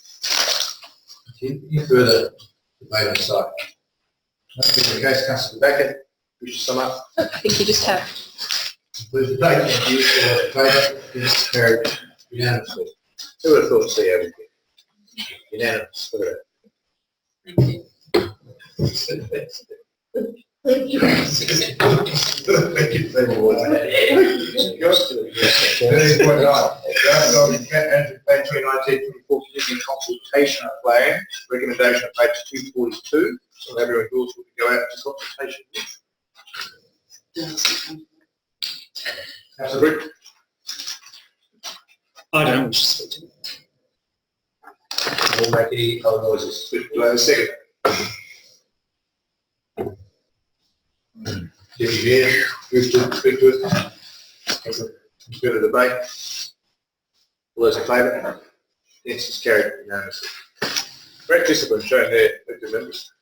And because you're on video.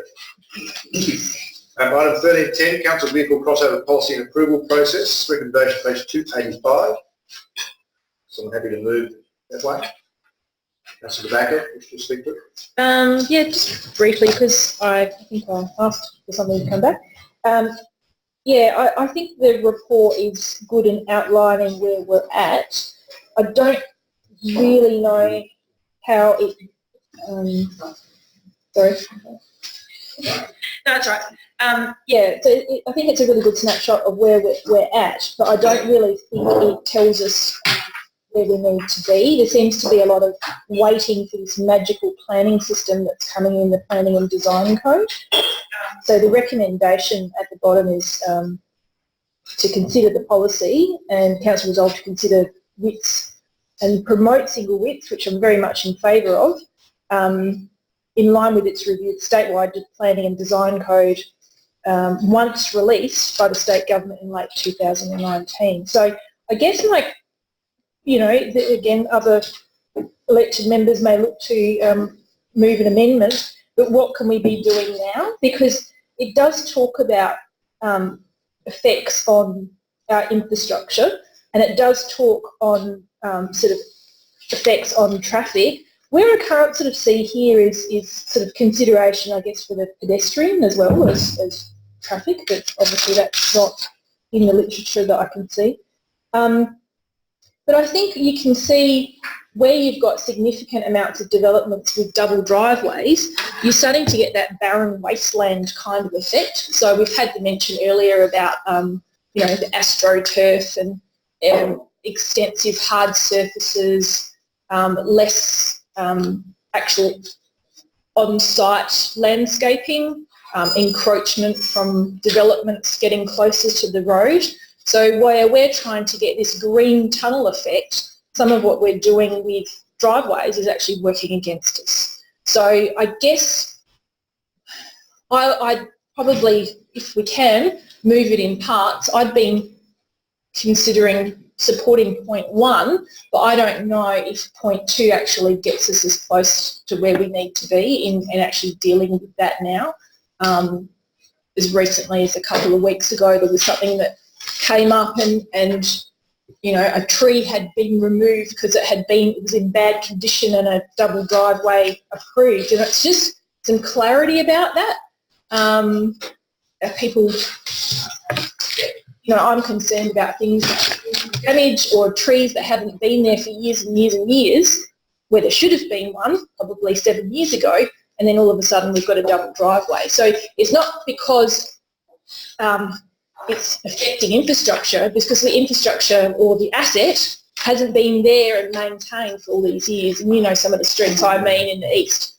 So I'm just really mindful of whether number 2 captures where we need to be. I'd welcome amendments from the floor, or if you're happy to support one now, and we can maybe come back on this point 2. Thank you. I'm happy to take that parts. Do I have a seconder? Just a quick question. Yes. So then can I second number 1 without second number 2? Not. Okay. I'll see if I get a seconder on parts 1 and 2 together. If not, I'll come back to you. Otherwise I can do it. So moved. Thank you. Councillor Green, wish to speak to it? Further debate. Councillor Barnett. Yes, I would just like to check where either in what we've currently got and if not, we should be considering it. But you know, they're already, and I've seen it in other sustainable development things for other councils, I think, maybe. But you know, you can have the instead of just a pure concrete driveway, you can have ones that have the grass that can be planted in between those, like concrete creeks and that. But we don't seem to be encouraging anything like that. So I just have a question: is that possible under our current policies? Thank you, Councillor. Through the chair, I'm not sure if we can actually mandate that. At the moment, we say it must match existing footpath, for example. I do know that technologies are changing all the time. For example, permeable paving in the past, previous to the last few years, we had to dig out a similar amount of ground to put in permeable paving. Nowadays, you don't need that, so you can put permeable paving around mature trees. In terms of mandating it for driveways, I'm going to have to do some research for that and get back to you. All right, thank you. Can I ask a question first of all? Sure. Is there such a thing as a triple driveway? Serious question. So could someone come to us and say, I've got this plan, and not only is it a double driveway, it's a triple driveway, because we've got so many cars, and I want to park them all in front of my house, so I want to have a 9 metre wide driveway. Director. Through the chair, I understand that it is possible, and we would assess it on its merits. What might we say if we're assessing it on its merits? What might we, I don't want to explain this too much, but it's a reasonable question. What might we say that on merit we would approve a triple driveway because it achieves these goals that we want to see? Or doesn't? Presumably you're asking a residential, not a service station. The chair, I have to take that on notice and get it back to you about it. How would we assess that? Under what criteria? That's okay. And I think it highlights my concern, and I think it's the kind of concern Councillor Backer's mentioned plenty of times. It does really have an impact on the amenity of our streets and what we're trying to do. The report was a good report, as Councillor Backer mentioned, in that it states where we're at. My reading was that we're kind of bound by things that are out of our control, as opposed to, well, what else can we do that might be in our control to actually insist or mandate what we want. We seem to be at the behest of legislation and on merit and private assessors and a whole lot of things like that, which are all chucked in together to end up with something which I think is kind of unwanted overall from a streetscape perspective. So I'm not really sure where I stand on supporting the second part. The first part's okay, but yeah, we could have a case where someone asks for a triple driveway, and that's going to be awesome, isn't it? Thank you. Question first, if possible. With part 2, would it actually be possible for council to start? So if we, would it be possible for the council to start considering single width crossovers in future development applications starting from now, if we were to move that tonight? So if I was to say, propose council resolve to consider driveway width and its desire to promote single width crossovers in future development applications, is that possible in line with the design code? Yep. Take the question and then answer it. Yeah, thanks for the question, through the chair. The report outlines a couple of options, but it only recommends one. One of the options is for council to essentially ignore its development plan and look at creating a council policy which says thou shalt only ever have a single driveway crossover in the city of Prospect. It outlines risks with that. It outlines potentially why you should not go down that path. That being said, that can be the motion. The reason why it goes down a different path is because the Planning and Design Code, the pre-work for the Planning and Design Code has talked up a good game around character and streetscape, and it may start to blur the lines in terms of what is a development and what is outside the development site, which is why this wait and see approach, bear in mind it's only a couple of months and it takes a couple of months at best Primera policy. That's why we think that's the direction really. You could make a quick call and say no double driveways, but be prepared for some feedback on that. Thank you. Councillor? Are we expecting it to be late 2019 or the Metropolitan Code to be in 2020? And I know the Outback's coming now, but I thought the residential one was going to be a bit later than like 2019. Is that right? Through the chair, the latest information we've got is that we should see a draft. It won't be in place. We should see a draft Metro in late 2019. That's only a draft, so it won't actually be able to necessarily consider it.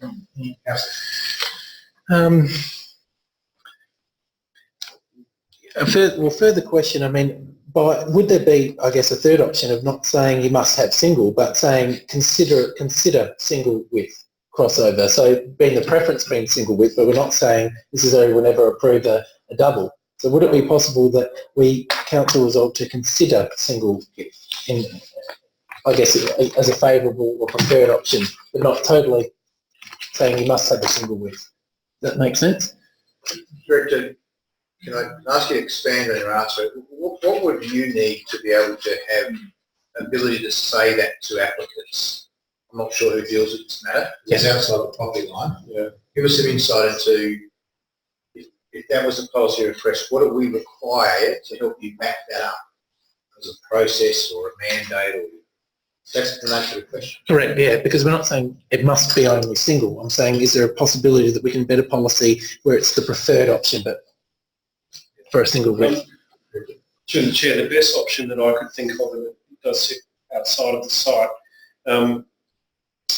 would be to look at the guidelines or assessment form that we currently have, which basically talks about, standard width, standard depths, matching in with pavement types. Simon's team could have a look at what language is in that document and whether or not there's an opportunity to change that sensibly. There'll be some challenges in terms of how that works with the planning system, the current system, where the development plan doesn't say much in relation to that. So I guess the short answer is it is challenging to listen to a sentiment that has some vagaries around it and apply that. Thank you. And Director, can you answer the same question? What would you use to assess an application? If we said we've got a preference for single, how would you determine whether the preference applies, or if they said I want something bigger, like a triple, what guidance would we need to give you to help you in that? Through the chair, do you mind if I get assistance from my manager to help answer that question? Sure. She's itching to help you.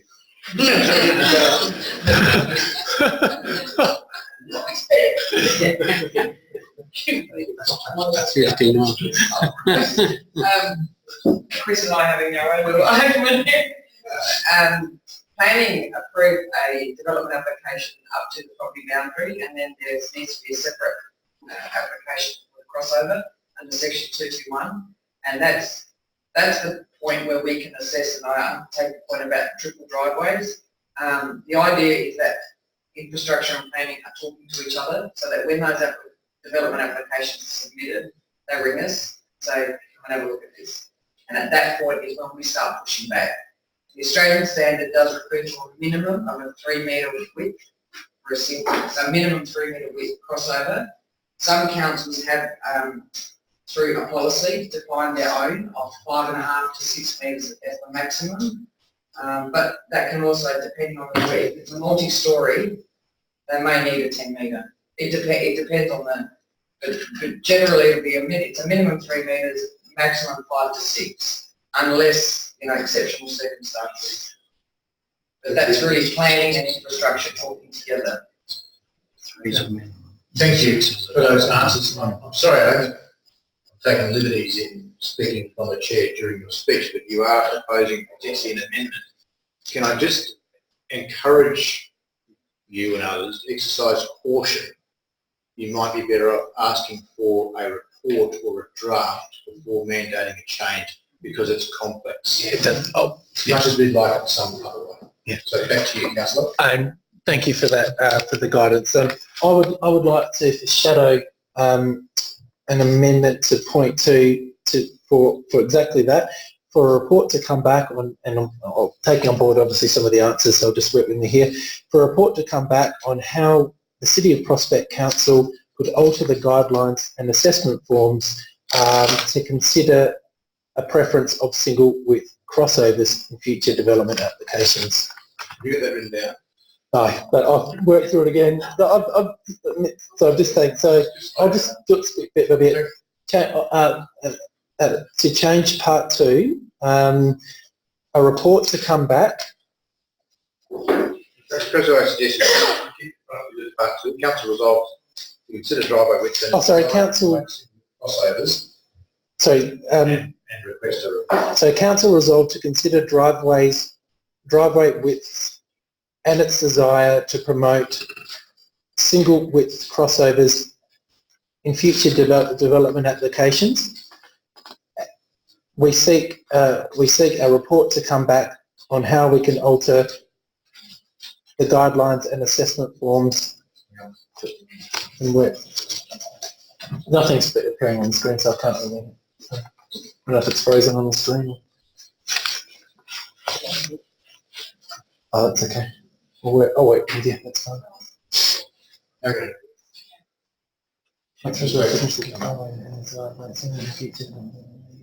In order policy settings to achieve this. Yeah. Or council seek something before seek. Council seek a report to come back as to how we can alter.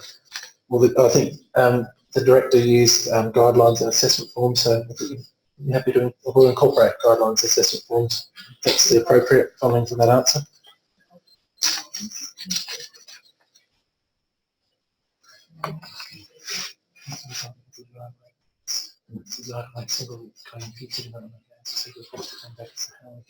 Guidelines and assessment forms to achieve this outcome.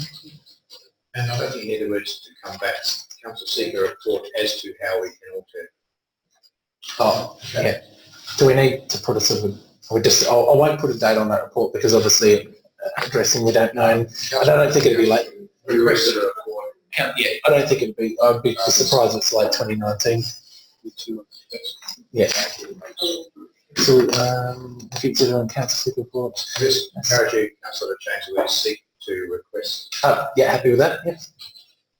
Report as to how we can alter guidelines and assessment. Yeah, I'm happy with that.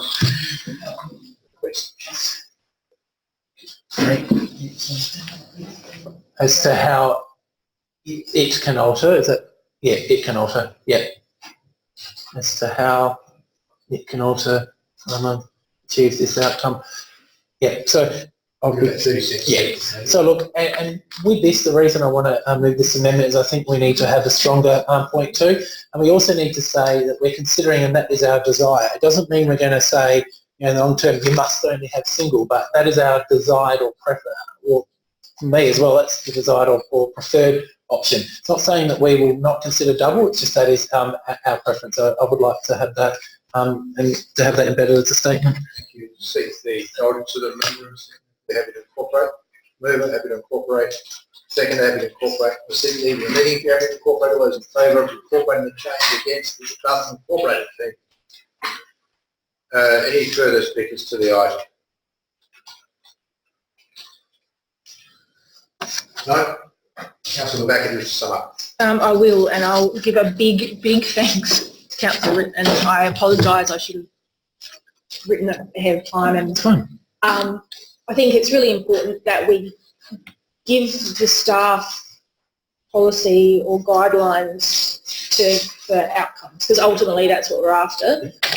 I think if we're trying to do two things going in two directions, if we're trying to get the green tunnel effect, and we're also increasing the amount of paving and hard surfaces on our roads, and roads includes the verges, just that the terminology is correct. So I think it's really important that this is considered. So I'd encourage everyone to support the two parts. Thank you. I've already signalled I'll take it pass. All those in favour of part 1? Carried unanimously. All those in favour of part 2? Carried unanimously. Thank you. Now, sorry, I might call a brief adjournment actually. Coffee. 5 minutes we can. Come back 20 past 9.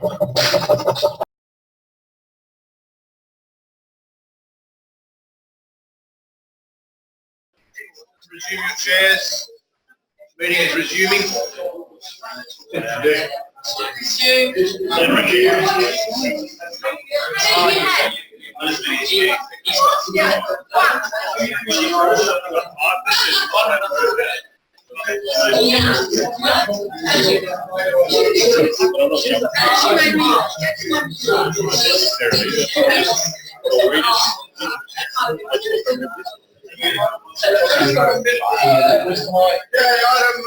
Quorum, item 1311,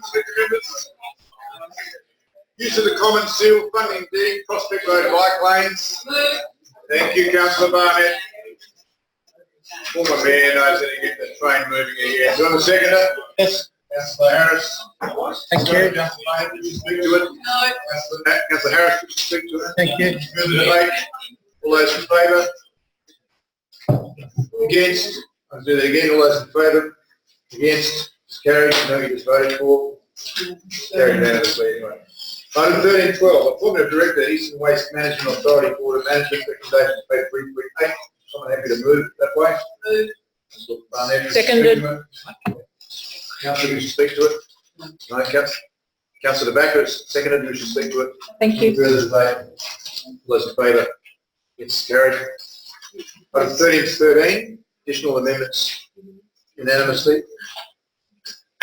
Item 1313, additional amendments to footpath trading business use of road policy guidelines review 2019, recommendations page 342. So I'm happy to move. Yes, just briefly, I think this hits the mark a bit more on what, we've had at workshops and council. So I'm very pleased it's about proposed to undertake a disability access audit in the village heart and other relevant areas. And also outdoor dining as part of a review of the guidelines every 4 years.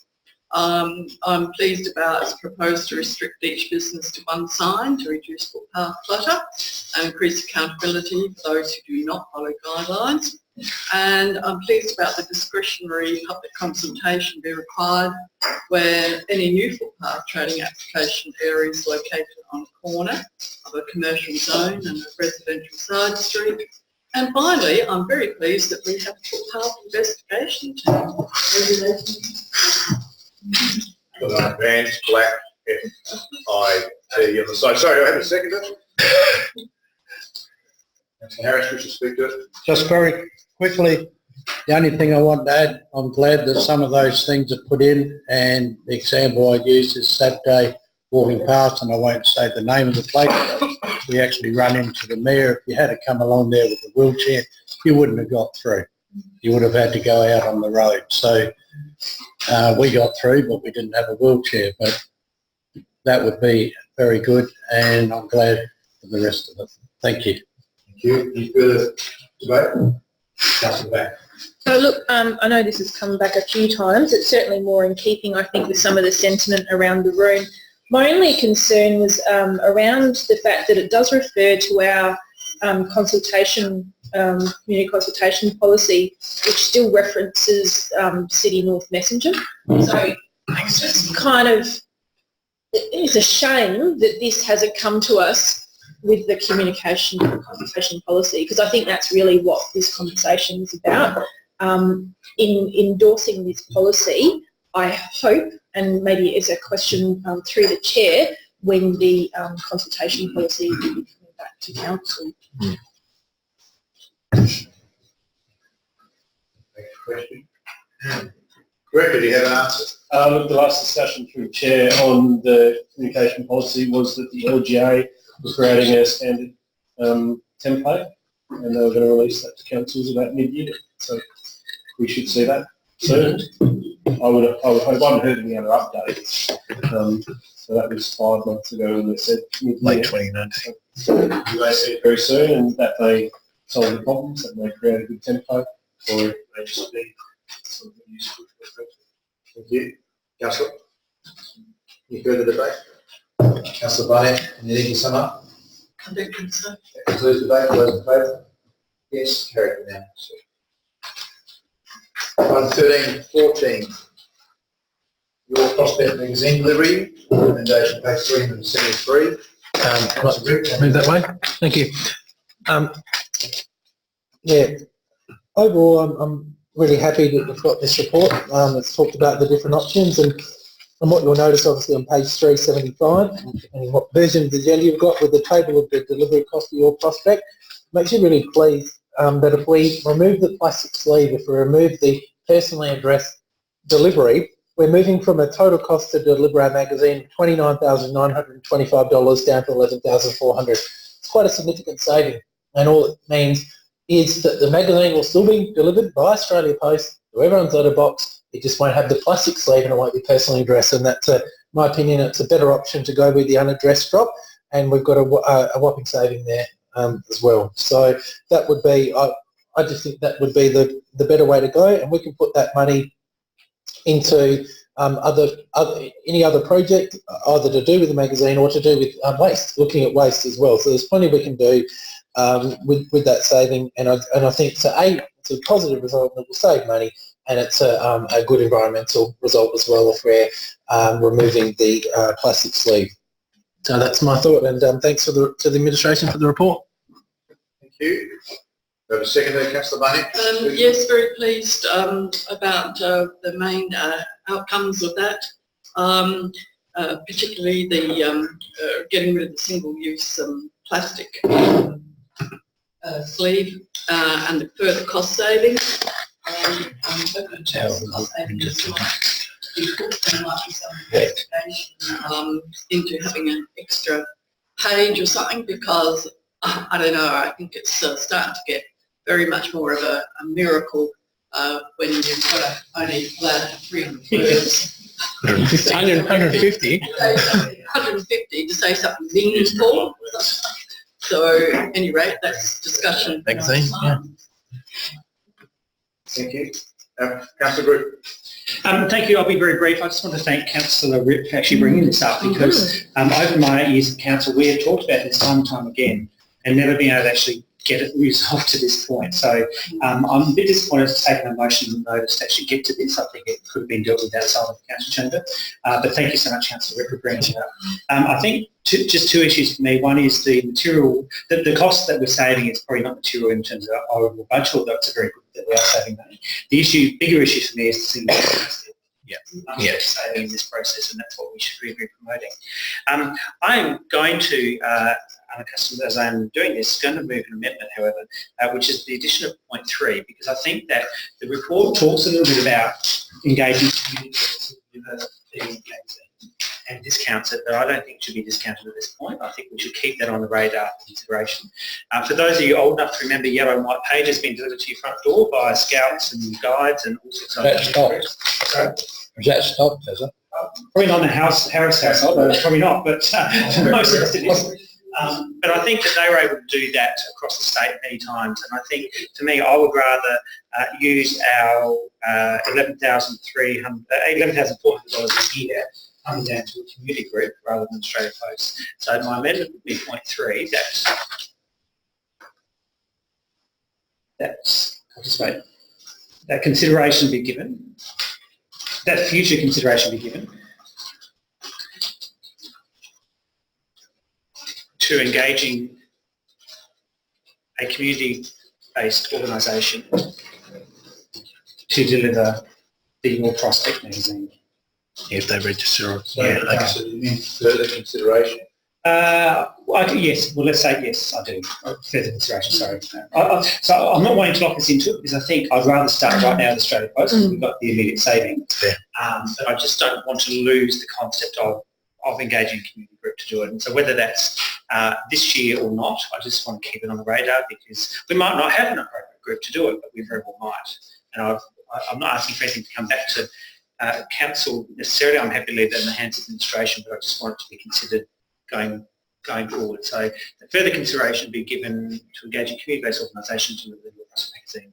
I'm happy with that unless any suggestions might be made by the Chair. Chair, would you want to pluralise organisations in bracket, organisation bracket S? Yes, absolutely. So it could be more than one. More than one. That's correct. But otherwise, again, you probably need to do with that before I say anything else. Again, sorry? You need to do with that before I say anything else. Yeah, vote it up.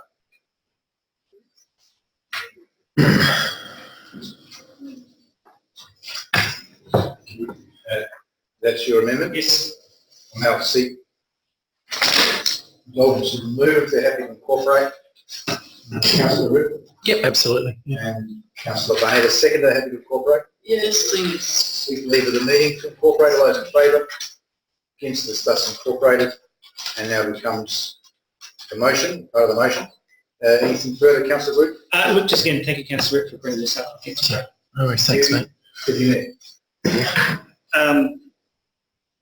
I might as well join the chorus in thanking Councillor Ripp for those information.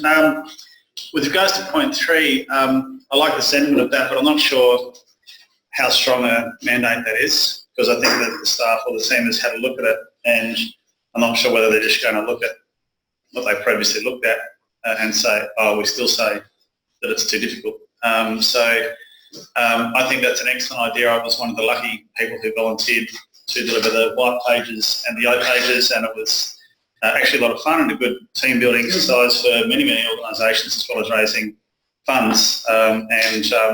If a bunch of people can't walk down a road and put something in a letterbox without getting run over by a runaway street sweeper or something like that, then I think we're in a lot of trouble as a civilisation, and we're going to, I don't know, move to the moon or something like that. So I think that, number 3 is a good point. We've gone from having a large format magazine being delivered 4 times a year to a small format magazine being delivered 3 times a year. I haven't necessarily agreed with those decisions, but I've gone along with them. I thoroughly agree with this decision, but I would like us to consider in a future budget reinstating an edition of the magazine or reinstating the format that we used to deliver it in, because I think we're in danger of death by 1,000 cuts here. And whilst everyone might be online and digital these days, a lot of people like to do both. So I think I'd like to encourage us in future budgets to consider reinstating the format or an additional distribution of it, because the information there is quite old quite quickly, and you've got to think about something and 3 months later you're talking about something that's not relevant anymore. And people like to keep up with what's going on. This is one of the ways they keep up with what's going on in the city. So support the motion, support the amendment, and as I mentioned before, consider reinvesting some of that money into a fourth edition this year. Debate, Councillor Thacker, and then Wayne. Just briefly, in support of the motion and the amendment, I agree with Deputy Mayor Barwood, and I think there's a huge void in the north with the loss of the City North Messenger, and I think it's actually a real opportunity for the City of Prospect, because we're actually going to have a bigger voice potentially in the area. So it could be an opportunity to have a bit more of a community pages. Now I know our magazine's quite council-y, but I'd be suggesting having a bit of a back-to-front magazine. So the front part is maybe ours, owned by us, and maybe the back part is 2 pages owned by someone else, produced by someone else, that has local news and content and things that's actually interesting and doesn't look council-y. Not that it's not interesting in a council-y bit, but it just might appeal to a broader demographic. So I think, support the motion and be open to the future of Your Prospect magazine. Thank you, Councillor Wayne. I agree with Deputy Mayor with introducing the 4th edition. I think it fits nicely with the season as well, and that's one less opportunity for us to communicate with the residents. I think while we're saving money on removing the plastic and smaller prints, I think we should reinvest that money into the 4th edition. Just from the Chair, I agree with the previous 3 speakers, and I'll foreshadow the next budget. I'll be pushing hard for that, but I will wait to see what happens with the News Corp coverage in the local area. The Australian Local Government Association commissioned some research on journalism across the nation, and the survey results show that this, in the last 5 years, we've lost 2,000 to 3,000 journalists working in Australia, and we know where they've disappeared from local papers. They've also disappeared from major mastheads as well, but local towns and communities like us have lost our local journalists. They're not here tonight. I worry that they won't be here again at all.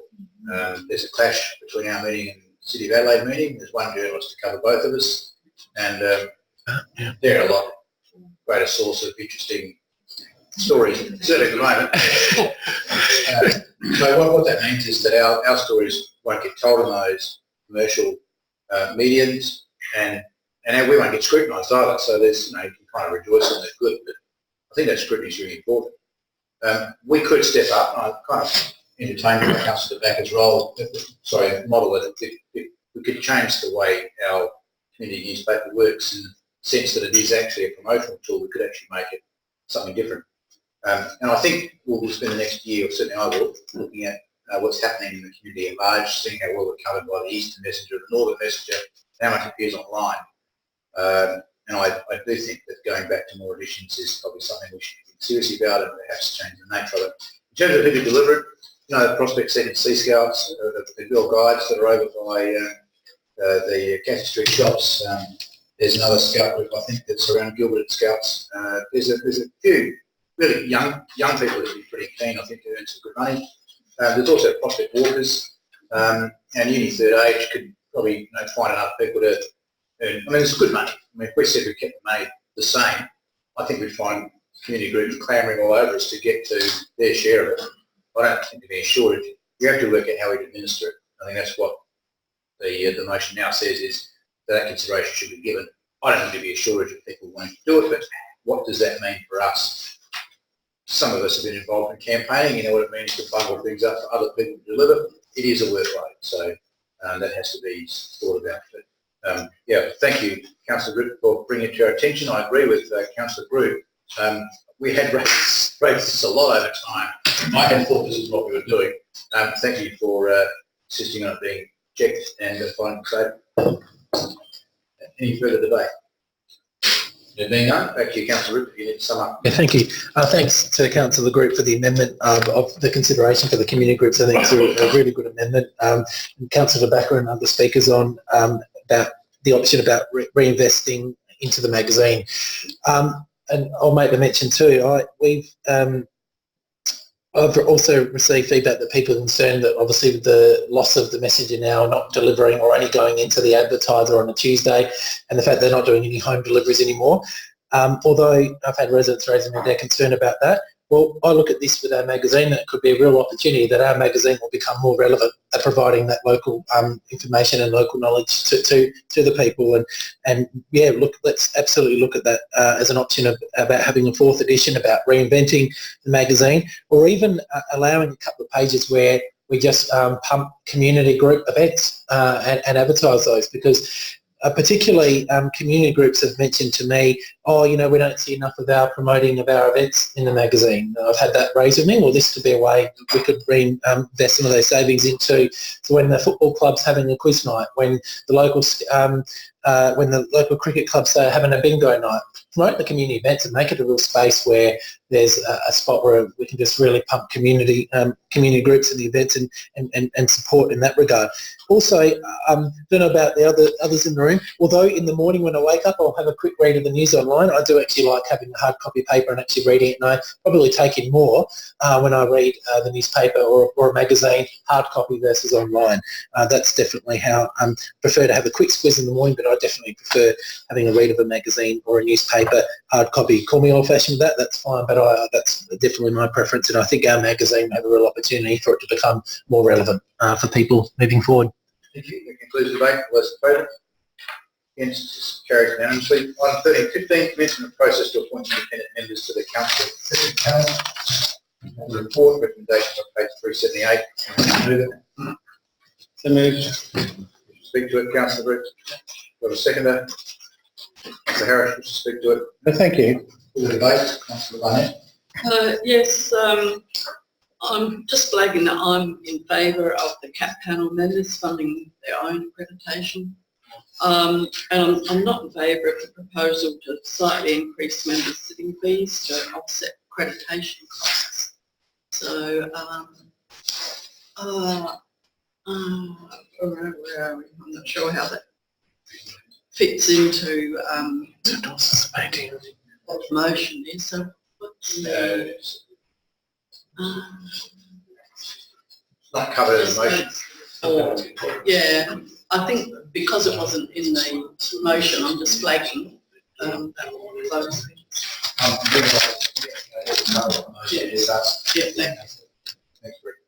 Any further debate? Councillor Baggett? Yeah, look, I'd just like to move a brief amendment, and again, obviously I've been at the coalface and the CAP for a few years, and I really appreciate the professionalism and the level of work that goes into the panel, because, you know, we don't have that expertise under our own, because we are a small council, so I think it's really valuable, like all our sort of audit committees, to have professionals on board. And obviously a lot of the changes to the planning system is actually trying to get better training and better outcomes, and I think that is a good thing. But I am going to move an amendment to part 3, and this is only just for transparency. So I'd just like to move, I've got the wording here, bear with me, to basically to replace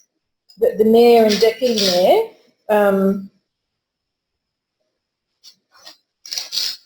mayor, replace the mayor and deputy mayor, if available, with and 2 council members, or 2 elected members, I think is the word, of council members, with nominations sought.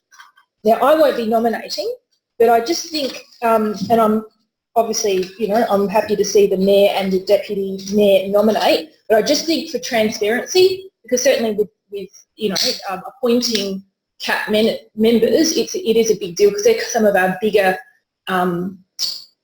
often more controversial sort of developments that go on in our city, and I think it just, if we change that wording, it'll just, 1, give other elected members an opportunity to put their hand up, or 2, to endorse the said mayor and deputy mayor. So. Thank you. So delete the words the mayor and deputy mayor? Yep. And if available? Yep. Delete those.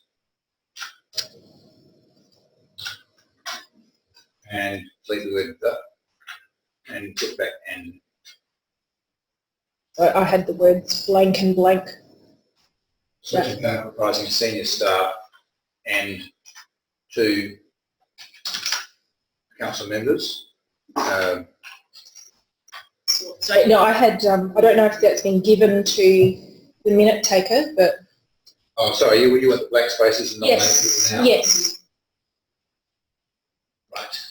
2 council members, space and space. That, to be honest, yeah, that's for the selection panel. Yeah. It's to, yeah, it's. For the recruitment panel for the independent members, yeah. Just gives them transparency and, you know, yep. about it. Take out the words with nomination sought.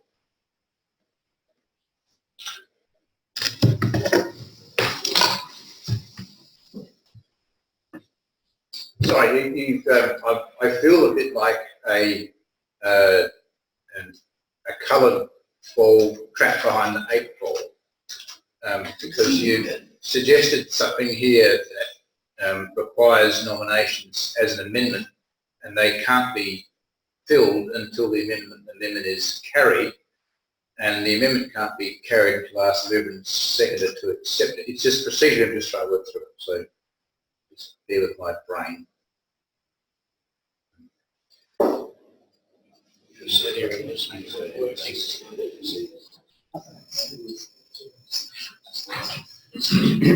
already given it to the marriage of government. They should have picked No, it. they can.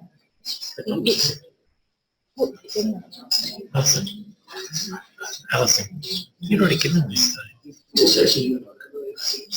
Well, just, I'm not saying. Yeah. It's an amendment to staff. Surely it would be. Okay, sorry, what I'll do is I'll stick what I'll do, I'll do the amendment first, and if that gets supported by a move and second or an amendment debate, I'll then seek to suspend any procedures if this gets up to 7 nominations, and then finalise that informally, and then come back in and move that formally. Okay, so just bear with me. Mover and second are happy, sorry, is an amendment been moved? Is mover happy to incorporate? Councillor Bruce? Sorry, I'm going to say no. Okay, that's fine. Then it becomes an amendment. Do you wish to speak any further to the amendment, Councillor Debate? Okay, so I'm not sure what's happening here. You put up an amendment, the mover hasn't accepted it as a change to the motion, so you now need to, I'll ask for a seconder, but you have another minute in debate time. It's really just clarity for the community that if we go back to the reference notes that we passed last year, the council doesn't appoint it, we delegate it to a panel to do, which I'm supportive of, but if there's elected members sitting on it, I think we should nominate in a council meeting. That's all. It's just democratic.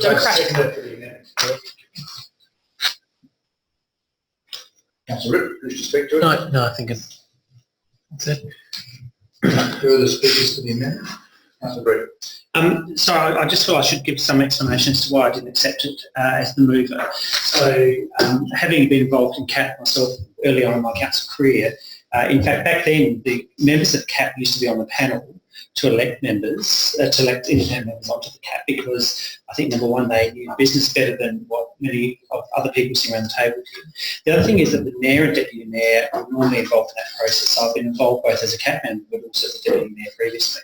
So the reason just for explanation, the reason I didn't support it is I think the mayor and the deputy mayor should be there. I'd be more than happy to see those two positions plus any other elected members that are interested. My personal view is that our CAP representatives should be on the panel because I think that's, I would think that our CAP representative knows what's required out of that role perhaps better than anyone else around the table and they should be on CAP. So I won't support the amendment on the basis that I think the deputy mayor should be there. The way it reads at the moment, unfortunately, might be that the deputy mayor and the mayor are not on the assessment panel for these positions, and I think that's doing a service to us. So if it was slightly altered, people will clue if they want to do something different. No. But if it was the mayor, the deputy mayor, and 1 or 2 council members, I'd absolutely support it. But I think excluding those positions is probably not what I would support at this point. I won't be taking the amendment on the amendment before we deal with the amendment. Just to be clear. We'll deal with the amendment first. Further speakers to the amendment? There being none, there's no signing up for the amendment. That closes debate. All those in favour of the amendment? All those against the amendment? The amendment is lost. Now resume debate on the motion if there is any further debate. 1, 2, 3. Okay, second amendment, yes, Councillor Barnett. You've already spoken to the motion. Councillor Wynne? A selection panel comprising senior staff, the mayor and the deputy mayor, and 2 council members? Up to 2 council members will shortlist candidates and all. So just including mayor and the deputy mayor. Set up on the screen.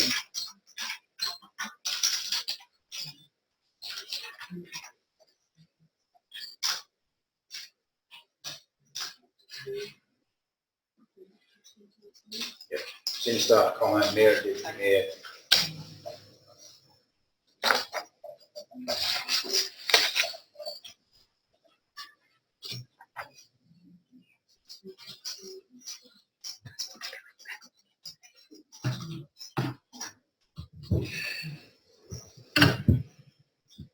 Same.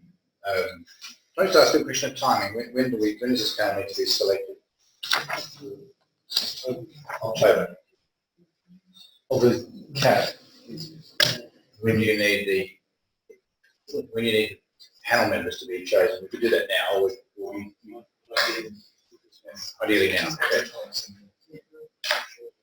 And and 2 council members, Dash and Dash, as per report. Up to.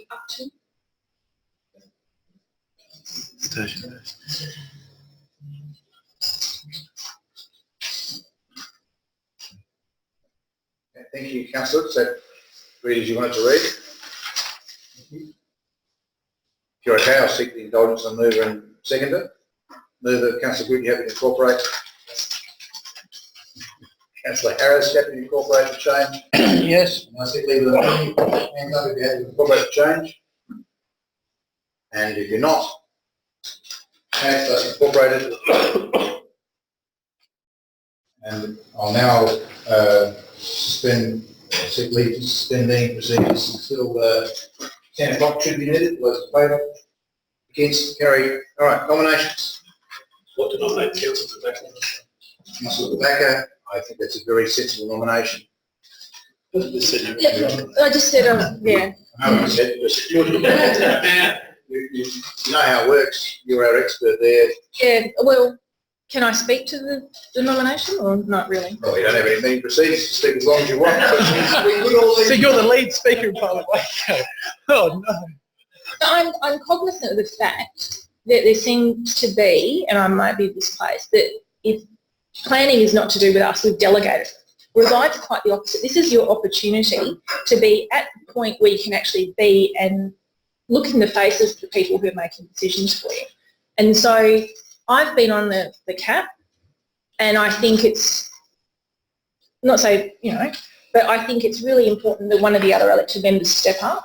And this is not to be on the panel. This is just to select the people that are on the panel. And when you're talking to your community, it said, well, I had some input in that process and be aware of that process, just as it would be the Eastern Health Authority or something else. So, because quite often when you're in the CAP, you feel like you're in a silo, and if no one else has got any of that information, it's really hard to know. So I think for any elected member that even hasn't even been involved with the planning process before, or has a bit of an outside interest, I think it would be appropriate to be in that selection panel. Okay, thank you for that pitch. You've been nominated. Do you accept nomination? I do not. Thank you. Any other nominations? I'll nominate Councillor Barnett. You accept, Councillor Barnett? Yes, I've had that experience of being on the interview panel, and I found it quite interesting. Okay. Any other nominations? That's a question. Sure. With the panel, when would sort of interviews be held, like during the day or evening? Usually we could either way. It depends on availability of both interview panel interviewee. We've certainly had experiences from the interview David Cook. It was about 2 a.m. where he was, and it was probably 8 p.m. where we. The last round was all in the afternoon. They were all available. They were all working and could give up that hour. So you should be allowed because there are 4 positions to fill, and we may want to interview 10. Yeah, I think, which is why I think I'm kind of hedging on that. I think we probably have a day session and an evening session. Yeah. Days I'm out. Yeah. Okay. We might only interview 4, but there are 4. You're not filling 1 position. You're filling 4 positions. I also nominate Councillor Pearce. Yes. Do you accept the nomination? Yes.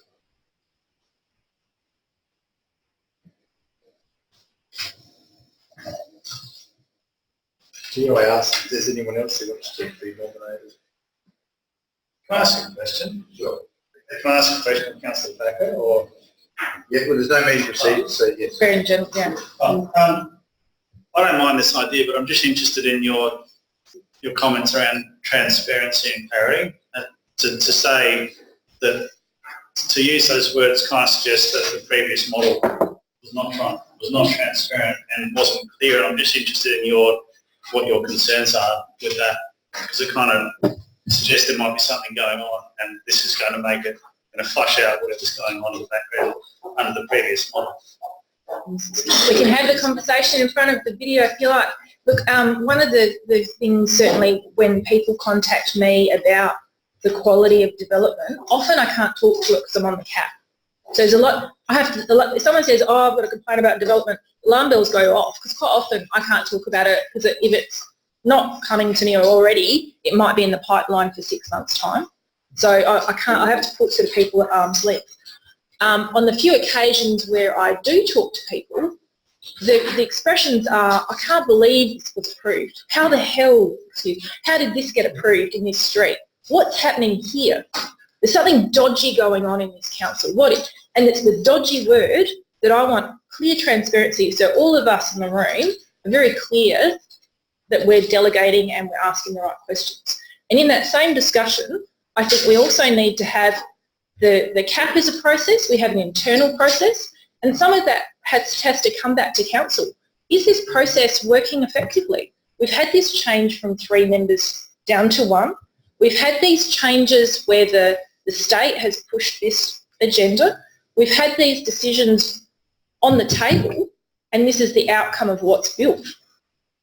So certainly in CAP meetings, we get asked if there's a conflict of interest. We have to do that just as we do in, how is that conflict of interest managed internally? So I just want to increase transparency at all levels because especially with development, there's a perception with some people that say, look, what's happening here? And I just think having, that transparency is a good thing. Can I just clarify that the previous model, this has changed from the previous model. Previously, we did have just what we're doing now. People were not, council members were nominated. The mayor was on there, like automatically. So Not in my time. Not in my time. I sat on one with the last selection.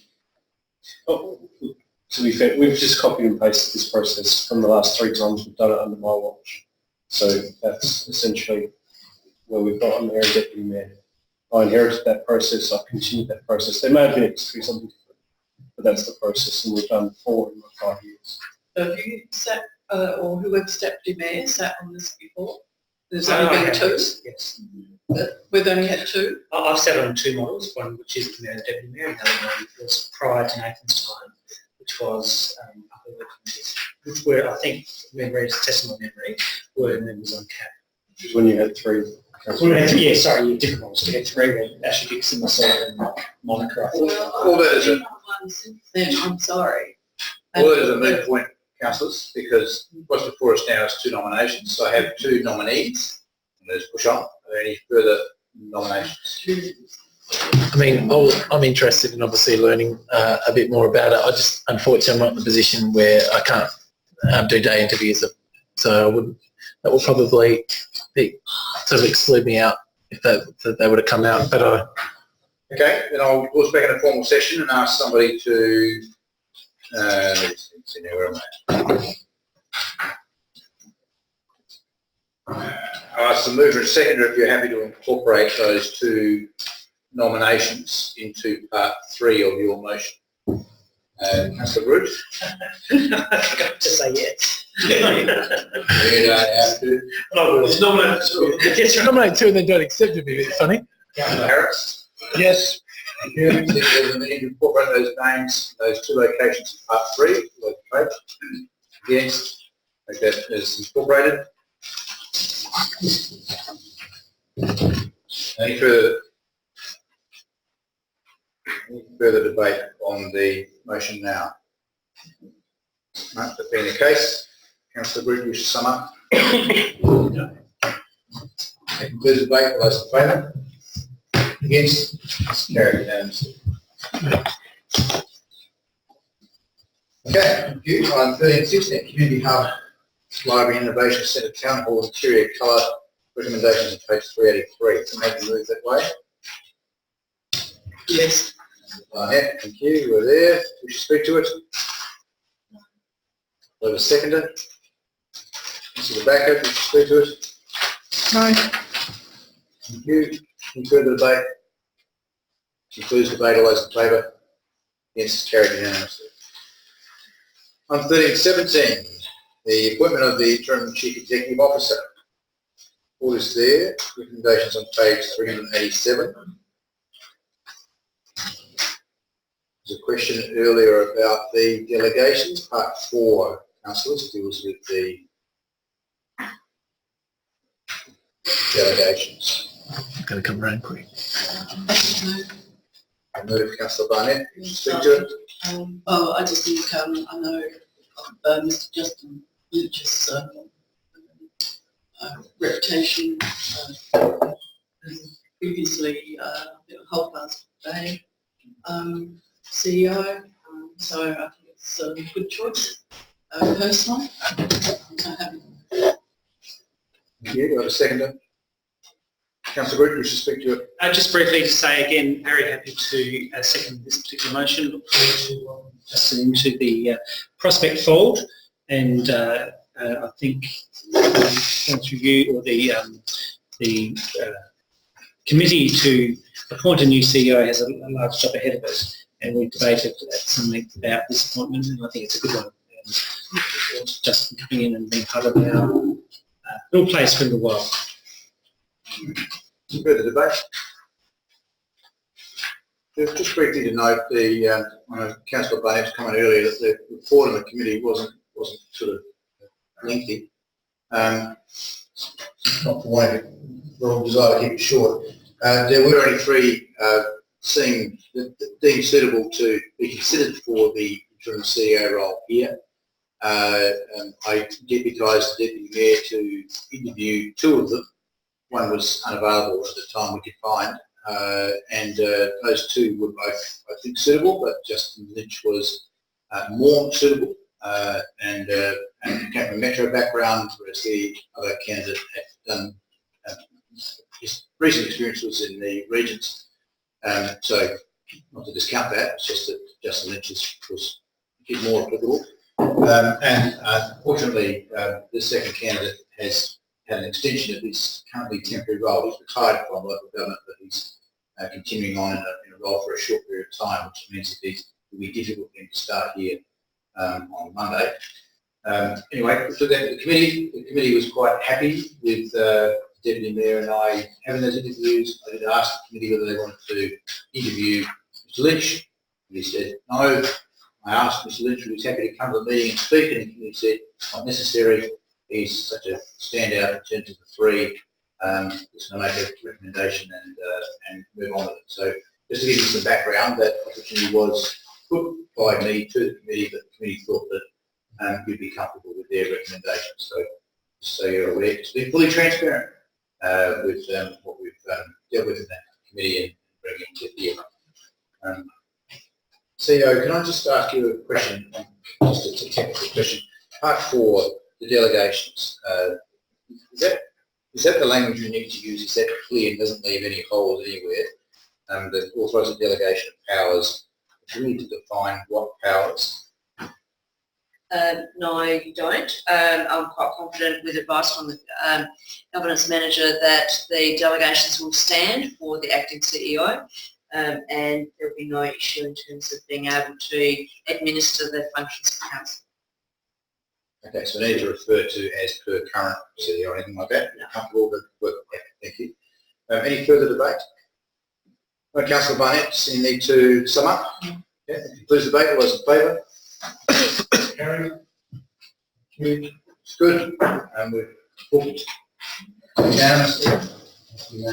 We have tentatively booked Mr Lynch for a handover on Friday and to commence Monday, which I think is an extraordinary achievement to have him available so soon. So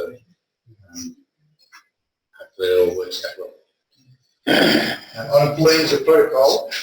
There are a number of items here which will move on block unless somebody wishes to pull them out.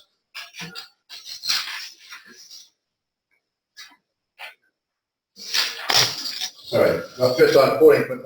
Does anybody wish to put out community feedback regarding the draft annual business plan? Would that be 15.1, the same as 14.1? Yeah. Yep. I don't want to pull it out. Yeah, does that. Oh. Sorry, Alan. Which one? 14.1? Item 14.2. Sorry. Papers here. 15.2. the Chief Executive Officer statement on financial sustainability. So I didn't get your message today, that you're happy. That is, okay, yes. Yeah. 15.2, anybody wish to withdraw that one? No. 15.3, the IT strategy key performance indicators, anybody wish to withdraw that one? Nope. Item 15.4, the inquiry into local government costs and efficiencies by the South Australian Productivity Commission. Nope. Anybody wish to withdraw 15.5, the International Fitness Commission from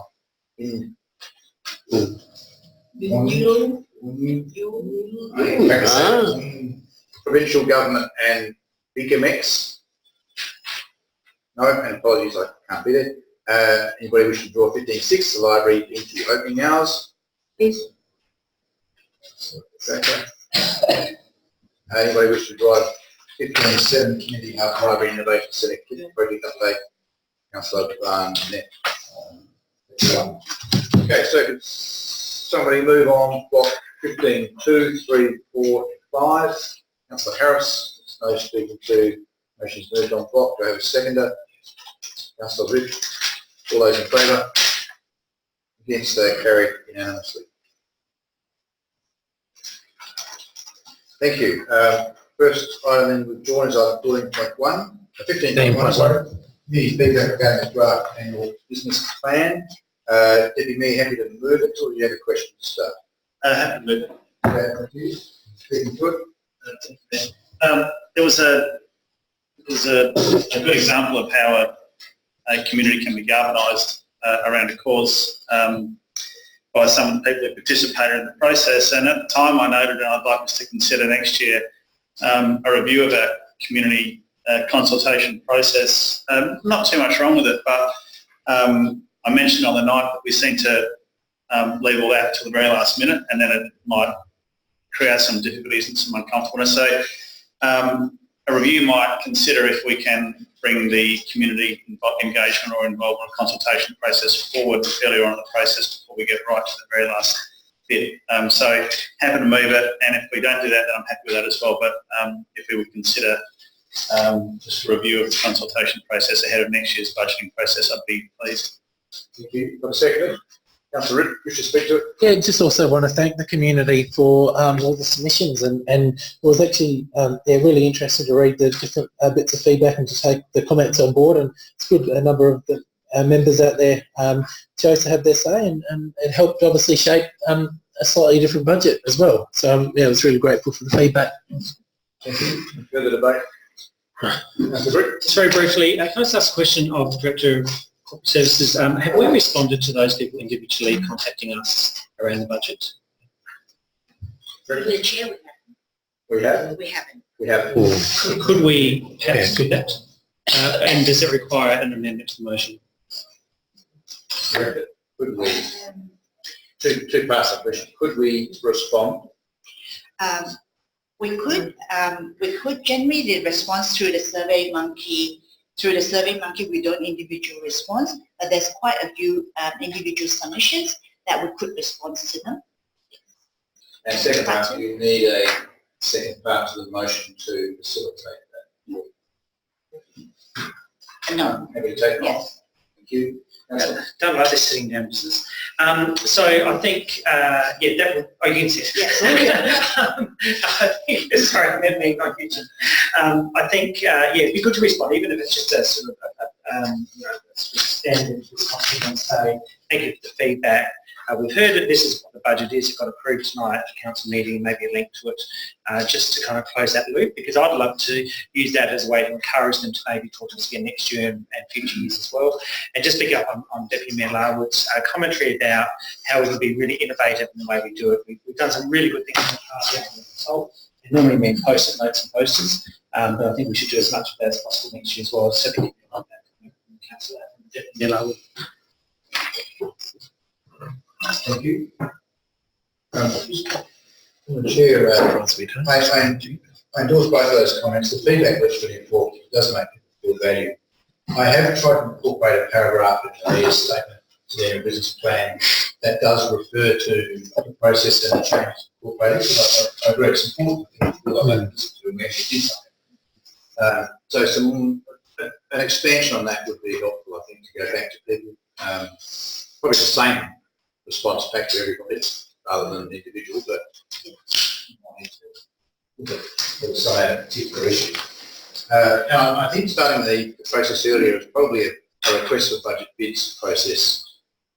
That's similar to what comes to us, could go to the key groups in our community. I'm not quite sure what will happen, but if you want to bring it earlier, that's probably the sort of process that we need to be disciplined from them about what they are asking for. And it gets into the same time as ours to see if they work together. I think that would be a good process for getting about. So perhaps a suggestion for the budget process director for next year as to what we would do and when we would do it. It would be good for you to take on board. Yeah. But yes, terrific feedback, and I'll just repeat the comment I had before, which was we tried very hard to get randomised or average person feedback. I think we're drifting away from that a bit. I don't know how to solve that, given telephone surveying is just so much less accurate now. The recent federal election result is a really good example of it. So I'd like us to return to getting that kind of average person feedback somehow. And I'd like to start when you were returned. How to do that. Thank you. It's not for me. Councillor Barnett. Yes, I've just so that we might be able to get more people on Survey Monkey, because I can't remember or even read that. Probably not. But at the end where it says thank you, but you can have like if you want to be contacted about the outcome, could add that in so we would capture the contact. That's better. Okay, thank you. Councillor Webb. Just briefly, next year I'd like to see us engaging with other cultural groups. You know, we tapped into 2 different high schools. What about parents and friends of, you know, those high schools, tapping into other, community members, kindergartens, maybe some of the parents who drop their kids off in the morning or when you pick them up. Just, you know, these are different places that we can look at just to get other feedback about the budget. Just look at other engagement opportunities. Thank you. Further debate? Back to you, Councillor Deputy Mayor. Wish to sum up. No. Here, that concludes the debate. No, all those in favour? Let's do that again. All those in favour? Very suspenseful. Yes. Carried unanimously. Thank you. Next item withdrawn was item 15.6. Library bid the opening hours. Councillor Tobacco, wish to move it. I do, and I'm really excited about it. I think one of the Coming down. one of the one of the key things we're looking at with a modern library or modern facility or third space or whatever you want to call it is the fact that we do live in a time where we all have different work hours, and some of us work in the morning, some in the evenings, and I think the opening hours facilitate certainly some of the needs that the community have, is that we're able to go after hours. And this is, again, I'm assuming when it says Tuesday 9 till 7, can you still pay your council rates at 7 o'clock on a Tuesday evening? No. I take it as a question. CEO. Thank you for the question. The report indicates the customer service won't be open after hours, so the library will be open after hours, but we still need to resolve how to manage customer service from an industrial relations perspective and from being able to service the community with that. So we'll continue to work on It does say library apprentice also. Yeah, look, and I think that's the thing, it's the clarity around that, because I guess it was certainly going in, there was an expectation that we would be able to the average punter, certainly to me, when you go in, you've got services. You don't differentiate, this person only does books and this person only does a toy library and this person is a book. So I suppose that demarcation thing we don't really understand, and I don't think the community necessarily will either. So I think, and also having maybe I don't know if there's digital options that can be in lieu of a person, but I'm certainly excited the fact that there are, you know, extended opening hours. And that does pose its challenges as well. So, I mean, certainly having a big empty space is going to be a challenge. So if we've not got passive surveillance because things aren't being used, is this going to cost us with security and those kind of measures? So I think so there's plenty of opportunities. I think we have to be mindful of how we're actually going to program the space to get the kind of activity that we want.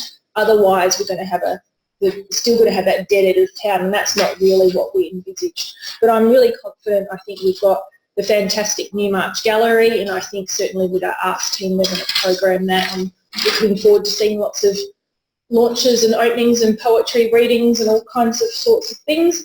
And certainly with the reinvigorated town hall, we're going to be able to sort of promote that within our community as a facility. So it's very exciting, and I think to be able to, you know, stretch those boundaries a bit and sort of stay within the realms of reason with cost, I think is a great achievement. So congratulations.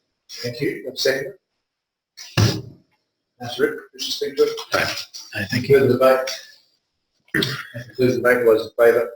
Against? Carried unanimously. Thank you. Next item of business 15.7, Community Hub Library Innovation Centre project update. Councillor Barnett, wish to move it? Yes, I do. And again, a very detailed account. So I think we're very lucky to be able to, you know, have this sort of detail. I wasn't able to get to the executive meeting this afternoon, so I don't know whether this was discussed. But I know that when the Mayor and I had our little scheduled meeting yesterday, we saw the new flagpoles in place. And I am not happy at all with them. I don't know, go and have a look. I haven't had a chance to take a photo, but even a photo, I don't know whether I could get it taller. They are so close to the town hall, it really takes away from the heritage, the appearance of, you know, the town hall. I can just hear, as I've heard in other places, the clack, clack, clack, clack, clack, as 4 flags are all waving and clacking in the wind. They are so close. I just hope our soundproofing in the town hall will work. And I think they would be far better placed at the top of Vine Street Plaza, Prospect Road end there. So that's, I guess, for further discussion. So, thank you. We have a seconder. Deputy Mayor. Kind of related to that, and kind of related to that, also related to the Vine Street part of it, which is related to the whole thing, discussed at the PEG meeting tonight. I guess that will come to the group for review at some point in time, the results of the discussion, or... I'll take that as a question. Director, how, we've got some preliminary designs, when will they come to all of us to have a discussion over? Through the chair, we'll hope to have next review of those into next PEG. From that, if that's okay, we'll set a workshop with the members to discuss the group of those plans with the entire member body. We're going to get skates on, so can we put some thought into how that's going to mesh together?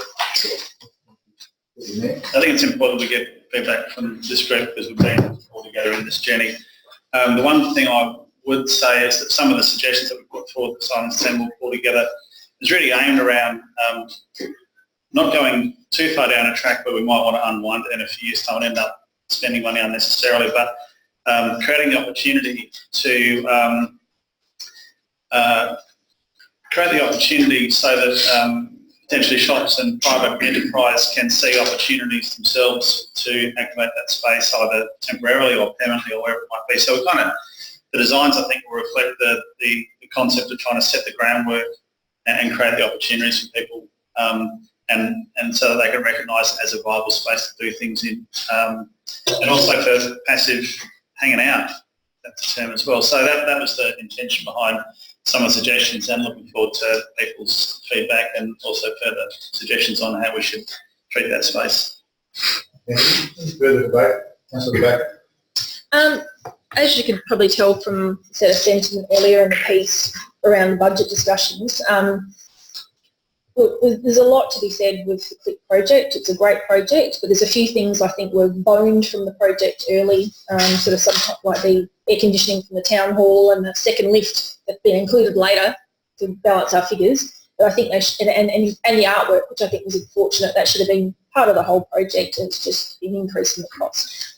But with the Vine Street Plaza, that was really key to the whole project, because that's the first thing you see as you're walking towards it. And we're so focused on this front elevation, which really most people don't experience because you're driving past, you're actually approaching it that way. And so little of our thinking has actually been around that corner, and that's actually the most important corner of all, to do with signage and wayfinding and activation and people on the street. So this to have, and again, without having seen the pictures, I don't know, and I wasn't able to get to the meeting today, but there's a tendency for people to be on the sunny side. You see it in Nord Parade, you see it in town. I went through Shadowlands, which I'll call Adelaide City, on the weekend. It was a beautiful sunny day, but because of some of the areas have been built up so much, the winter sun is not penetrating at all. And so generally people will gravitate to where the sun, and that tends to be where Chibo is. So I think if you're going to do any development on that southern side of the Town Hall Institute, Old Institute building, we have to consider areas that maybe are able to be slightly sheltered, slightly heated, slightly enclosed. What's that going to look like? And I don't know if this proposal captures any of that. And also there's a huge sensitivity in the community about this public-private partnership and co-development. And probably just a couple of questions through the chair. Have we secured the lease for the cafe in the institute, what do you want to call it, the entrance to the town hall? And have we secured the lease to the second floor or third level for the commercial space? Because if we haven't, that could potentially blow a hole in our budget.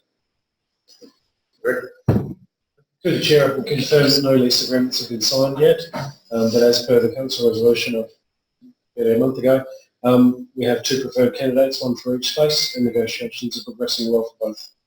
Thank you. Anything further, councillor? That was a no. Sorry. No way. Any further debate on this item? If not, councillor Barnett, you said you need to sum up. No. Please debate. All those in favour? Against? Carried unanimously. Thank you. That concludes those reporting items. Back to the council diary. We have Thursday the 4th, gallery opening, celebrating Adolf Witt. And on the 20th of July, it's Adelaide. Oh, it's certainly great. It's fantastic. Glad to bring 200 people. I have encouraged the CEO and the chair of the Football Club at their gala dinner Friday night not to break a new record for Sandfield. No teams ever finished on negative points, and that's necessary to work their way out of that. The Roosters. Just as a note, there was an auction at a Guernsey signed all the players in the grand final team. I have purchased that on behalf of council, and I think it's very reasonable cost. And I'll get that framed with a photograph of the players on the day with their names. So that'll go in the entry, because these things are pretty hard to get at grand finals. They're a big part of our community, so that'll be a nice little addition to. A couple of people come up and told I didn't pay anywhere near enough. They were the two people that paid a lot more than the previous one, so I thought that was pretty good. General business, urgent business. Is there any? Deputy Mayor and Councillor Brew. Deputy Mayor. I'm not quite sure the process of what to do here, but I'd like to raise an item under this heading, which can't wait until the next council meeting because it relates to the CEO, and the CEO unfortunately won't be here at the next council meeting. Right, that sounds more urgent than not, unless you want to come back to the July council meeting. What else would you be doing? Where would you prefer to be? You may see me popping up in the gallery at times. That's a great That's a location. So the process is we need to seek leave of the meeting to consider that matter. So just outline your motion in broad terms and I'll seek leave of the meeting to consider it. And if they're okay, we'll go ahead. The motion is to put forward a formal thank you and acknowledgement of the CEO's role here at City of Prospect and to congratulate her on her work. I wish I'd thought of some words. Oh, actually, I did. Okay, very good. Et cetera, et cetera. Next on to there, just seek leave of the meeting to consider that as an urgent matter. Those in favour? Against? It's just been accepted as an urgent matter. So carry on. So the wording I've got there can be added to or moderated. So I'll read it out as it is. And in particular, I hurriedly wrote over the past 3 years, but I'm pretty sure I could probably refine that down to a more specific length of time. Is that close? Really close. So the motion as it stands is that we formally recognise the invaluable contribution made by Kate Hart in her role as CEO of the City of Prospect over the past 3 years, that we acknowledge her commitment to her role, her passion for the City of Prospect and her successful leadership of not only the senior members of her staff but the entire team at the City of Prospect, and that we wish her all the best in her new role.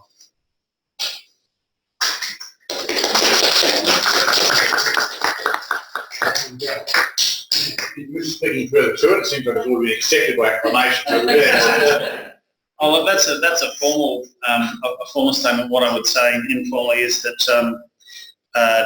Kate came into the role at a time when we had a lot of activity going on for a small council like the City of Prospect and some large projects that we were working on. It's never an easy role coming into an organisation, even if you've been in the sector and the industry for a long time. You've still got a lot of relationships to build in a very short period of time and trust to be gained and outcomes to be delivered. If we fast forward to now, I think we'd all agree that the key things that we were looking to deliver over that period of time are either delivered or on track to be delivered in October. The leadership that Kate has demonstrated through this time, which is not a normal time for a council to move out of your regular digs and to sell assets, to reorganise the outside team, and then to have to reverse that process and to keep everybody on track with what they're doing and keep their hearts and minds on board and to calm the nerves when people are getting a little bit worried about things. So that takes a special set of skills, and at the same time there's the normal business of running council as well. Kate, I think from my personal perspective, you've done a great job, and as we discussed today, there's just different opportunities out there for someone with your skill set that you're looking to take up and to test yourself in a different way and to really get your teeth stuck into a fantastic role. So I'd personally like to thank you for your time here and wish you all the best in the future. Thank you. And just because it's 10:30, before I go to anyone else, just need to have a motion to extend. We've got this item and another item to deal with. So through to 11 should be needed. Someone move that way. Councillor Barnett, second by Councillor Root. Any debate? No. All those in favour? It's carried. It's carried. Right, that'll work. Do I have a seconder for Deputy Mayor's motion? Good. There we go. Councillor Root. Thank you, Mayor, and look, thank you, Deputy Mayor Larwood, for the motion. I too just want to echo, I'm sure we all will at some point tonight, echo the views of Councillor Larwood, Deputy Mayor Larwood. I had the pleasure of working with Kate as largely my role as Deputy Mayor over the last couple of years, and it seems whenever the proverbial hit the fan, David seems to not be here, and so I learnt very quickly about issues to do with council, but worked very closely with Kate during those times. And in fact, I thought I met Kate a few years before she came here, actually, because my children went to St Helens Kindergarten, where her identical twin sister is the director.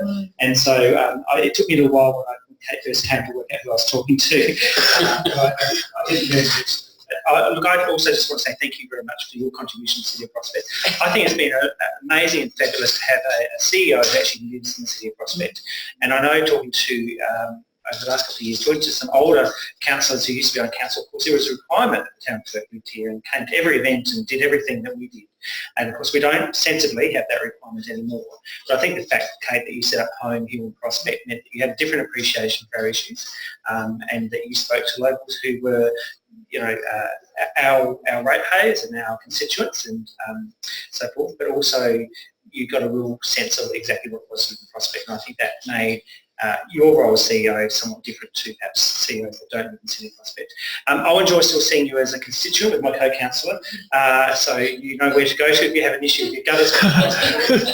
We'll be more than happy to help you. We'll be more than happy to help you at any time, but just also want to say thank you. Good luck with the state government. It's a very different beast, of course. As well. We'll miss you and so much for all your contribution to City Prospect. Thank you. Any further speakers? Councillor Barnett. Yes, I will stand for this because it's a special occasion. There we go. Yeah, so sort of mixed feelings, you know. But at any rate, you know, I've seen a few CEOs come and go over my 28 odd years. So each brings their own skill set, their own, you know, way of doing things and all that. But I think you came in at just the right time for us. Yeah, also, you know, as I've said previously, another occasion that a lot of residents are very appreciative, you know, of the fact that we have CEO is actually lives here, is out and about.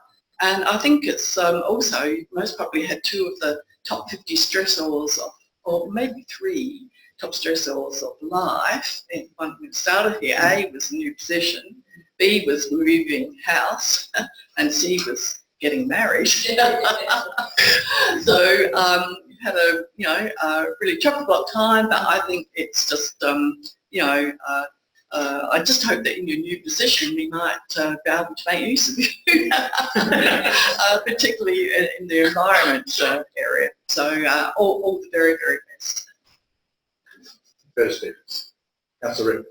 Yeah, just want to thank Kate. Obviously I've only been here for a short term, but I found you really approachable. If there's ever been an issue or anything to raise, and I can give you a call and we can have a frank discussion and talk about options or solutions, and you've been really approachable, and I know residents and I value that, and I've definitely valued that, and just want to thank you for your role. Obviously the state government approached you, so good luck for your future, but I also with this motion want to acknowledge not just your leadership with the City of Prospect, but your leadership in local government as well, and that was obviously acknowledged with the recent award you won, and it's well deserved, and congratulations and all the best for your role moving forward.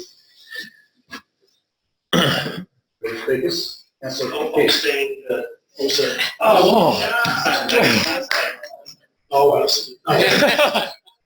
I've only known Kate for a short while, like a few of the other new elected members, and I found her extremely approachable, obviously very professional in the way she carries herself, and it's a pity you're going.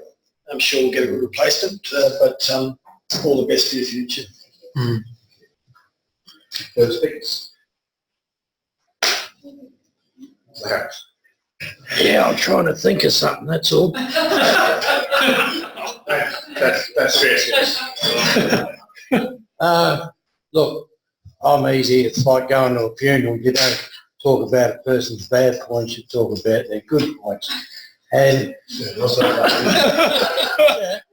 you won't hear anything bad happening.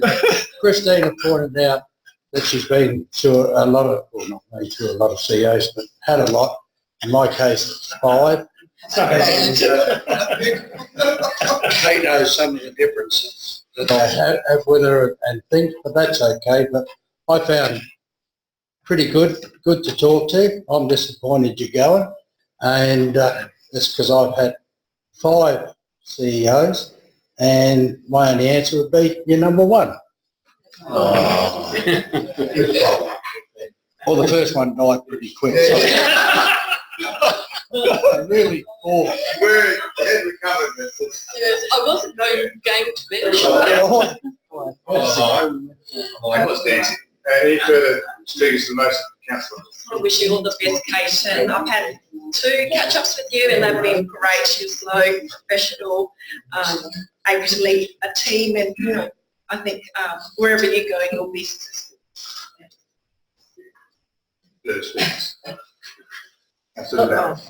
I'll complete the round. Look, thank you very much for all your hard work, and our selected members will be directors, CEOs in all different directions at different times, and so we appreciate that. And, you know, I think we need to show it more. You know, most sentimental person, but one of these, I guess the important thing is that when you're dealing with a staff of so many people, and we've had so much upheaval, you've actually got all these different premises going on. I think sometimes we forget the stretch that everyone is under. So it's noted. But one of the things that I hope, and this is something that you don't have to do, that you can do it in a sealed envelope, you can open it in 6 months' time, but top 5 tips. So of your time here, if you had all the money in the world, or you know, things that we could do that would improve it. And I'm really interested in your perspective on how we can be a better council. So, thank you very much and good luck. Absolutely. Well, there's only me left. Okay. And I always like to judge people by their actions. And I think some of those have been pointed out. You wanted this job. You had a fantastic interview. You set the world on fire. Unfortunately, that's exactly what happened that day. Some binary bushfires started during the interview, which wasn't good. But you really went for this job, and you created with passion. Bought a house, moved in, married some bloke, and then anyway. So it presents quite right. You take on an enormous burden in that first 18 months. Personal burden as well as a professional burden. So I think you've committed to learning to sort of onto us. But it's also what the outcomes have been. And I sort of wanted to sort of move quickly to that large lump of glass sitting in front of Simon, which you haven't spoken about tonight. So we have won some awards recently, and you've won a professional award yourself recently. And I think those are a testament to your professionalism and your contribution to the local government sector, which you are now choosing to leave voluntarily. Can't believe it. But you're leaving on a very high note. Director, can you advise us, what is that award for? Through the Chair, it's IPWEA, it's Institute of Public Works and Engineering of Australia. It's South Australian Awards for Excellence. It was excellence in design and construction of a public project under $1 million. And it was awarded to us for the Broadview, Yamta Tutu Yata fitness track that we constructed under last year's budget. So congratulations to Pam and Nina, our landscape architect. It was their project and they did a great job, and it was recognised a fortnight ago at the awards. Thank you. I think that it's testament to your professionalism that you encourage the team to grow from the infrastructure team to not in a good place 2 years ago, one and even 18 months ago, to be in a position to be able to win awards and deliver projects successfully. That took a lot of doing. I know I was with you for some of that. It's really painful. I think we've got great people now. I don't think it causes much pain, but the process of getting to you is quite painful. And also, you would have got an email today from Stephen about some grants that he's been successful in getting. And I choose to talk about this after we've just approved our annual business plan, because with grants comes an obligation to contribute another half. But under your leadership, Kate, we've been able to pick up a grant for Broadview Sports and Recreation Precinct for the Northern End playground upgrade for $350,000. And another grant for Charles Kane Reserve upgrade for $508,000. So that's terrific news for us to take on board and to try and work out how we manage to fit those in our budget constraints over the next 2 years. And I've said to the team, please don't announce that once you know how we're going to do it. And I've done that work in the last few days. Strangely, the Minister wrote to me to make the announcement. He didn't write to Admin Prospect or the CEO. So I got it before you got it. I went, this is interesting. So we have an answer that will come to us, I presume, in July or August or sometime. But other things have happened too under your leadership. We have, curiously, I think the fastest public Wi-Fi in the nation. That was seem to deliver, but we have it. We are a Smart 21 city again, and we have a company and a province in Vietnam coming to visit us and see what they can learn from us. I think that's going to be really interesting. We're in that space because you've been able to lead the team to be able to achieve that. And I think the Deputy Mayor summed up, you know, we have this thing being built on Prospect Road, which I think is quite extraordinary. It's the largest thing this council's ever built. It's equivalent to the original construction of the town hall that's next to it in terms of its significance. It will serve us well, hopefully, for 40 years, and I think that's a long time. Thomas Street we've been in for 40 years, so I don't have any doubt that it will serve us for a long, long time. That's 50. And that's a significant achievement on its own. But as part of that, we've challenged the whole team, again under your leadership, to give us much, much more. And that's being delivered. The site next door has generated us money and will stimulate a development that fits exactly what we want in our street. The depot site we've sold to raise money and will generate 2 developments, exactly what we want in that precinct. And the corridor development has been stimulated and our planning tidied up and our heritage protections have advanced. So many things have moved forward in this brief 3 years.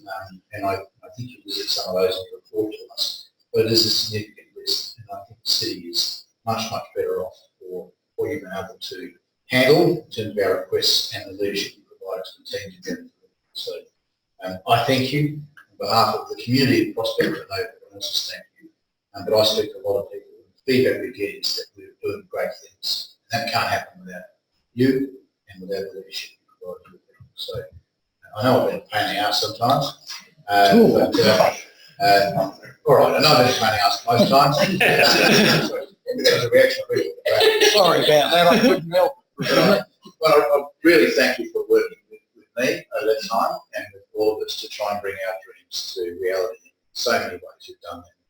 So thank you very much. And on behalf of everybody, we have a little card here and a nice little voucher to help you with that new house that you're still finishing off. That's right. That'll lock you in the Prospect for years to come. Very over. good. So, Very good. Very good.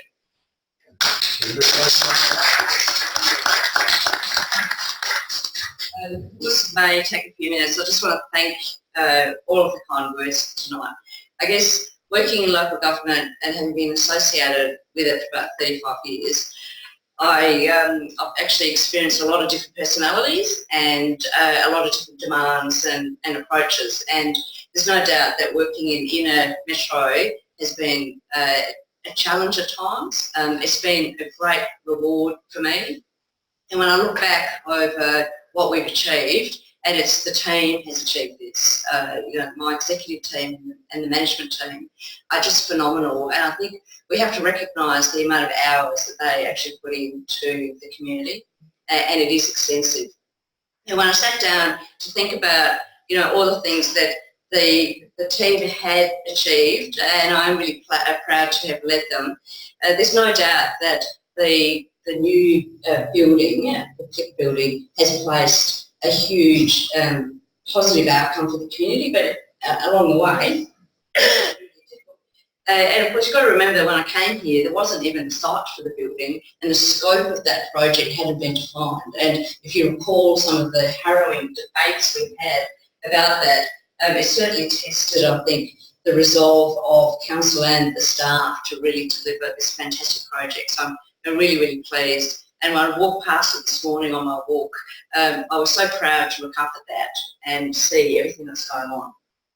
And I think it's testament to the council of the commitment to following through on what you want to achieve for the community. But of course, we've got things like the open space strategy now and the environmental management plan and George Whittle Reserve, and you know the work that's been done on Charles Kane, the new PDI Act, which is really testing us, the Brent tunnels, the new cinema and issues around car parking, and aligning our policies. So we've got policy reviews, aligning our master plan so they're informing the budget, which hadn't happened previously, the IT strategy, and I feel really confident that the team is with me leaving, the team will carry on the financial sustainability that you've really driven hard to achieve. And it is hard to maintain and focus on that. And I've really, really enjoyed the change of participating in community events like the Prospect Fair which I thought you guys were really brave, shifting it in its 50th year. Going, yeah, we're going to have a new site for that instead of celebrating the St Helens Park site. But look at what was achieved. It's just phenomenal, the community response to that. So, I'm really proud of the work that we've done. Internally, there's been a lot of re-engineering that's had to be done in terms of how we do things. We don't always hit the mark, but it's always a learning curve. And I was sitting here earlier trying to think how many hours I've spent in local government, and particularly in the evening, and there are more hours spent in the evening than have been during the day. And so over half of my career has been spent working with councillors and the community. And, that's phenomenal to think that you spend, over 4,000 or 5,000 hours over a career just working with the community and councillors. And it's hard to sit down and think, my God, Joyful. how am I going to miss that? So I'll probably look forward to going to those community events, the opportunity to talk to the community. It is a great opportunity that I've been given, I think. I haven't worked at the state government. I have no doubt it may be frustrating at times, but to influence state policy right across the state in relation to environmental management and heritage and sustainability is really going to be a wonderful opportunity for me, and I'm really looking forward to working across all councils in those areas and trying to actually influence Minister Spears and the approach that he takes with local government. And I know he's looking forward to some discussions that we'll have around connecting and networking and actually partnering, because I think that's one of the key issues that needs to be considered how we move forward. And from a state government perspective, I know they actually want to do that. So I'm looking forward to that, just like the new direction. And I think you can never be too old or too young to change direction. And so this is a great opportunity, and thank you very much for all of your support in good times and in tough.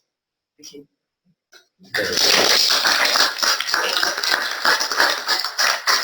I asked you to move the acclamation before, and you did unanimously, so that's good, and which meant you weren't speaking out of turn, which is great, so I can't be held up for being out of order.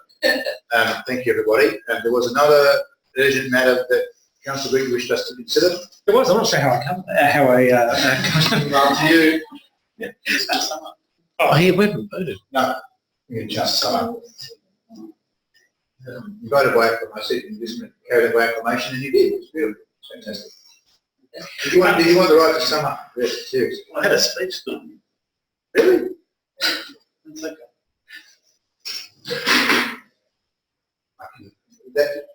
Leave the meeting to allow Deputy Mayor to have his summing up. I'll take a minute.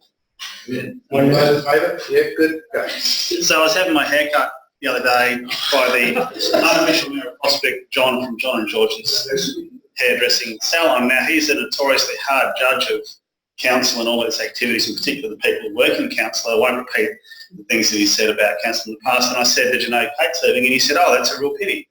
He said she was a great CEO. She's the only CEO in my time on Prospect Road, which is extensive, who's ever come into my shop to say hello.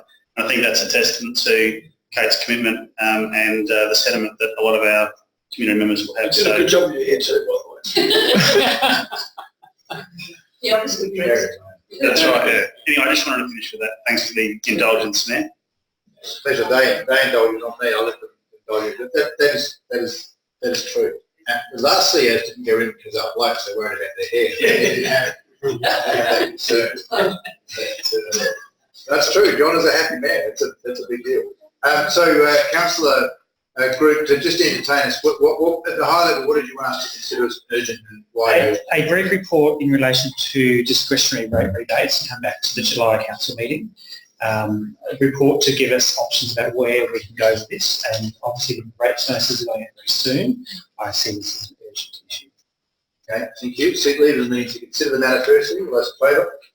Yes. Carried. You can consider it. Can you please give us some words to the... Thank you. There'll be some words hopefully on the screen maybe, or not. Perhaps send them through. So the council staff provide a brief report to the July 2019 council meeting on options to offer the discretionary rate rebate consistent with the requirements under the Local Government Act. to any eligible organisation to allow an application to be received and assessed in a transparent manner. So really what I'm looking for is just some advice. I just want to acknowledge that Ginny on the 3rd of July 2018, 4:03 p.m. did write to the members at the time. I know that's not everyone in this room, and gave a very detailed and very good explanation around discretionary rates. And in that refers to a form that we have, which is the rate rebate application form it's one of our council forms. There are 15 categories where organisations can actually apply for a discretionary rate rebate. 15 categories. So I don't think we've covered them all with the form. So I just think, from my perspective, I just want some transparency in the process to make sure that we've covered people off. And if they have a legitimate right to apply for a rebate, that we have a legitimate ability for them to apply, and we then make an assessment as to whether they get it or not. So I'm just asking for a brief report to come back to us next month, and then we can make a decision based on that as to where we go forward. So it is that straightforward, and I think it might be worth even, well, I'm happy to do this, is to send you around that email from July 3 last year, because I think it's of interest, but it doesn't answer the question about how we go forward. It just gives us the legitimate framework about how the process works. So that's my business of an urgent nature. And we'll see. Thank you, moved Councillor Brooke, seconded by Councillor Harris. Yes, and I don't need to add anything. Any further debate? That concludes the debate. Should sum up your own speech. All those in favour? Against is carried. Thank you. Any further items of an urgent nature? No. Good. Item 18 is confidential items. There are nil. Meeting closed.